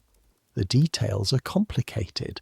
the fracturing of the Federalist Party, the 3/5 compromise in the Electoral College calculations, the tie between Jefferson and Aaron Burr that throws the decision to the House of Representatives, the particular damage done to Adams by Alexander Hamilton, who distrusts him more than he distrusts Jefferson, which is saying something, which says a great many things. But the result is simple. Adams is out. He is the first president to lose re-election. He is 65 years old, and he has given the Republic 30 years of himself. 30 years of argument and service and Atlantic crossings and cold diplomatic residences and the gradual sacrifice of his own health to the work. He does not attend Jefferson's inauguration. He is gone before the morning of March 4th, 1801, in a carriage heading north through the Maryland countryside toward Massachusetts, toward home, toward Quincy, toward Abigail and the farm and the old house and the ocean, toward the retirement that will last 26 more years. You go back to Worcester in 1802, not because the capital moved, though that is part of it, not because the work ended, though your position contracted when the offices were reorganized after Adams' departure. You go home because your father's health has been failing since autumn, and he needs help with the farm, and because you have been in the world now, in the city, close to the great men and their arguments, close to Jacob and the bells and the yellow fever and the coal smoke and the cider and the teeth and everything that the last 5 years contained, and you have understood something that Philadelphia and the Republic's early machinery taught you. You understand scale. You understand the gap between the idea of a thing and its actual physical reality. You understand that the Republic was built by people who smelled exactly like the century they lived in, and that this does not diminish what they built, and that what they built matters, and that the building was hard, and that it smelled bad, and that people died in it, and that it happened anyway. You understand that Jacob and the Republic existed in the same city at the same time, and that this is simply how history works. Both things, all of it. You go home. The farm smells different. The soil and the green things and the wood smoke from the fireplace that burns actual wood, not coal, produce in a different kind of smoke, a cleaner smoke, a smoke that your body knows from childhood. Your father greets you at the door looking older than you remember, and the farmhouse is the farmhouse, the same as it always was, and your room is your room, and you lie in your bed that first night and listen to the silence, and you think about Philadelphia, about all of it, the whole 5 years. You think about Adams in the corridor, the coat and the pomatum and the teeth at 3 feet, about Bradstreet counting 12 bells before noon, about Mrs. Carrington and her east well, and her vinegar, and her absolute refusal to leave, about Ezra going to Germantown with his bag on a Tuesday morning, about Jacob's red hair and his contentment and his 5 days, about the East Room full of wet laundry, about the unfinished walls of the president's house in the cold, about what it costs to build a thing, not in money, in the other currency, the one that doesn't have a name, the one that is time and health and proximity to sick cities and bad winters and all the accumulated physical costs of being the people who do the work. You lie in your bed in Worcester and you are 24 years old, which is older than it sounds in an era when life moves faster and costs more, and you are home. You sleep better in Worcester than you ever slept in Philadelphia. John Adams lives another 24 years after you leave his orbit. 24 years. He is in Quincy at the old house. He writes. He argues. He argues with Jefferson, with whom he has reconciled after years of estrangement, and the reconciliation produces some of the finest letters in American history. two old men arguing about what they had done and what it meant, neither of them willing to concede a point, both of them brilliant enough that the argument is worth having in full. His teeth remain a problem. The dentures continue their spring tension life in his mouth, clicking and shifting, requiring constant small muscular compensations. He speaks around them and through them for 20 more years, and his voice, which was never a great instrument, never the weapon that Jefferson's or Hamilton's was, remains his voice, nasal, emphatic, too loud in small rooms, unable to perform a social grace without you feeling the effort of the performance underneath. He never adopts daily bathing, the understanding that will make daily bathing not just pleasant but medically necessary. The germ theory, the science of infection and prevention, is still 50 years away from general acceptance, and for much of Adams's long retirement it simply does not exist as a framework. He washes his face, he changes his shirt, the coat goes on. His body, which has survived 30 years of Atlantic crossings and cold diplomatic winters and Philadelphia fever seasons and the bloodletting of well-meaning physicians, his body continues. The physicians bleed him, over the years, for various complaints.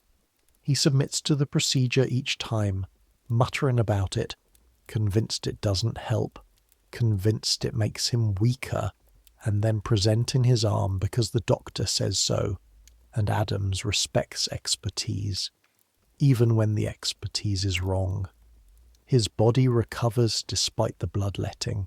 His body keeps going. He is 70 at the turn of the century, 80 in 1815, still writing, still arguing, still reading everything he can get his hands on, still disagreeing with positions he's held for 40 years when he finds reason to change his mind. 85, 88. His hand trembles now on the long strokes of his letters. The handwriting is still large, still confident in its architecture, but the individual strokes show the tremor that comes with age and possibly with the decades of mercury-containing preparations that pass through his body as standard medicine and which have left their particular signature. He writes through the tremor. He keeps writing. On July 4th, 1826, John Adams dies at his farm in Quincy, Massachusetts.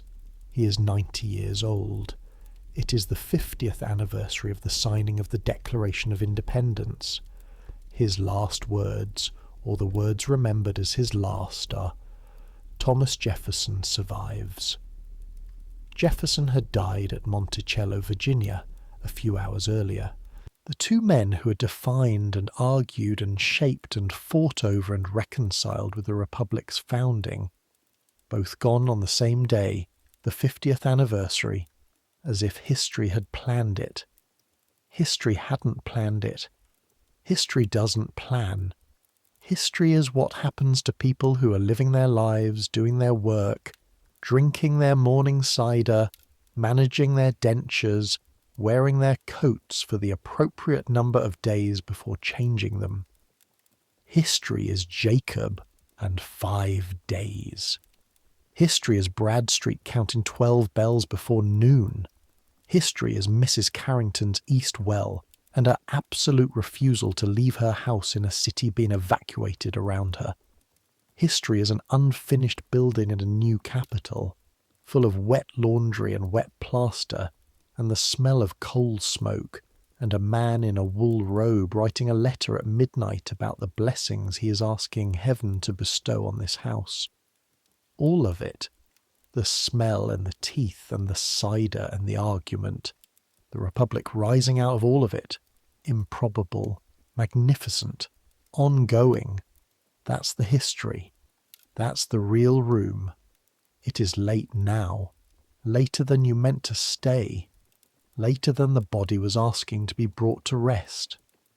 But you've been somewhere real for a while, and real places take their time. You've been in a corridor in Philadelphia with a smell you didn't expect. You've been in a boarding house room with a chamber pot under the bed and the distant sound of city bells. You've been in August with the tar smoke and the vinegar and the fever notices on the walls, walking in the middle of the street, drinking from the East well, surviving by luck and Mrs. Carrington's instincts. You've been 4 feet from the second president of the United States for 2 hours, while he argued about France with the absolute certainty of a man who has never, not once, doubted that his own reasoning is correct. The smell was there. The argument was also there. Both were completely real. And now you can let Philadelphia go. Not because it wasn't real, because it was fully, completely real. And it will keep being real in the archives and the letters and the histories written by people who care about what happened in those years, in those rooms, with those smells. The past keeps very well. It always has. But tonight, in this moment, in this room, with this blanket, and this dark, and this particular temperature, tonight you're finished with it. The body that's been carrying you through this day has been patient. It has been working since you woke up, which was too early, and it has continued working until now, which is too late, and it is asking you, with the quiet persistence of a well-trained animal that has done its job and wants to go home, to be still. Be still. You've been in the 18th century. You have breathed its air, such as it was. You have stood in its streets and carried its papers and been close to its great men and its ordinary people and its grief. You don't need to carry any of that forward into sleep. Let the coat smell go. Let the bells quiet. Let Jacob rest. Adams is in Quincy, at his desk, at whatever hour of the morning his body has decided is early enough to be acceptable. The cider on the tray, the quill in the hand, the argument forming itself in sentences. He has been doing this his whole life. He will continue doing it without your attention. The argument doesn't require your observation to continue. It's just an argument in a study in Massachusetts in 1810 or 1818 or 1823, depending on when you're imagining it, and the hand moves across the paper and the Republic is out there, beyond the window, continuing. You're warm enough, safe enough, clean enough, by standards Adams never knew to want, standards that would have seemed miraculous in that Philadelphia corridor, standards that arrived slowly in the decades after he died, built on understanding that came too late for him, too late for Jacob, too late for the people who drank from the South well and paid for it. You have more than they had. In this moment, that is enough. Let the sounds of your own time be what they are. The refrigerator, or whatever runs in the walls of your building, the distant sound of the street, the particular frequency of your own home at night, familiar and ordinary, and entirely the product of 200 years of accumulated understanding about how to make a place for human beings to live without the city trying to kill them every August. They built it. In their wool coats and their pomatum and their bad teeth and their hard cider and their wrong theories about miasma and their right instincts about the East well and their impossible arguments that somehow produced a working republic. They built it, and it got you here, to this bed, in this air, with the germ theory already discovered and the sewers already running and the clean water already flowing and the mosquitoes already understood. You're sleeping in the outcome of their work. Let that be the last thought, if there needs to be one. Let the muscles in your shoulders release. They've been holding something all day. They don't need to hold it through the night. Let the jaw unclench. Let the hands that have been doing things since morning be still in the dark. The bells are very far away now. Philadelphia is very far away. The smell of the tar smoke and the vinegar and the morning cider is very far away, dissolving into 2 centuries of distance, becoming what it is: history, story, memory, the past. Let it be the past. Let Adams argue in his study, in 1823, in his trembling, beautiful hand, the argument still going, still precise, still fully Adams. Let Bradstreet sit by his window at noon and not count the bells. Let Mrs. Carrington's chickens sleep in the yard behind Chestnut Street. Let Jacob rest. Let the Republic continue, which it will, without your watching. And let yourself come all the way down now, all the way down, into the warm dark, into the particular silence at the centre of a sleeping body, which is the same silence it's always been, the same rest that people have been falling into at the end of long days since there were people to fall into it. In Quincy, the stars are very bright over the harbour. The Atlantic is cold and dark and running. A man's breathing slows in an old house and he doesn't know it's slowing. He's dreaming of the argument. He is always dreaming of the argument. And here, in the year you live in the country he helped build, you're letting go of the day. Let it go. Tomorrow it will still be there. The history, the teeth, the cider, the Republic, all of it, patient and permanent in the archives, waiting to be read by anyone who wants to find the real room behind the painting. But tonight, you've been there, and tonight is enough.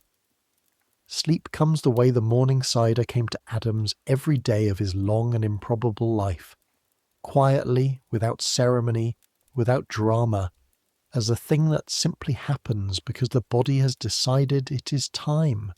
The body has decided, let it, warm enough, still enough, safe enough, let the dark take you. Good night.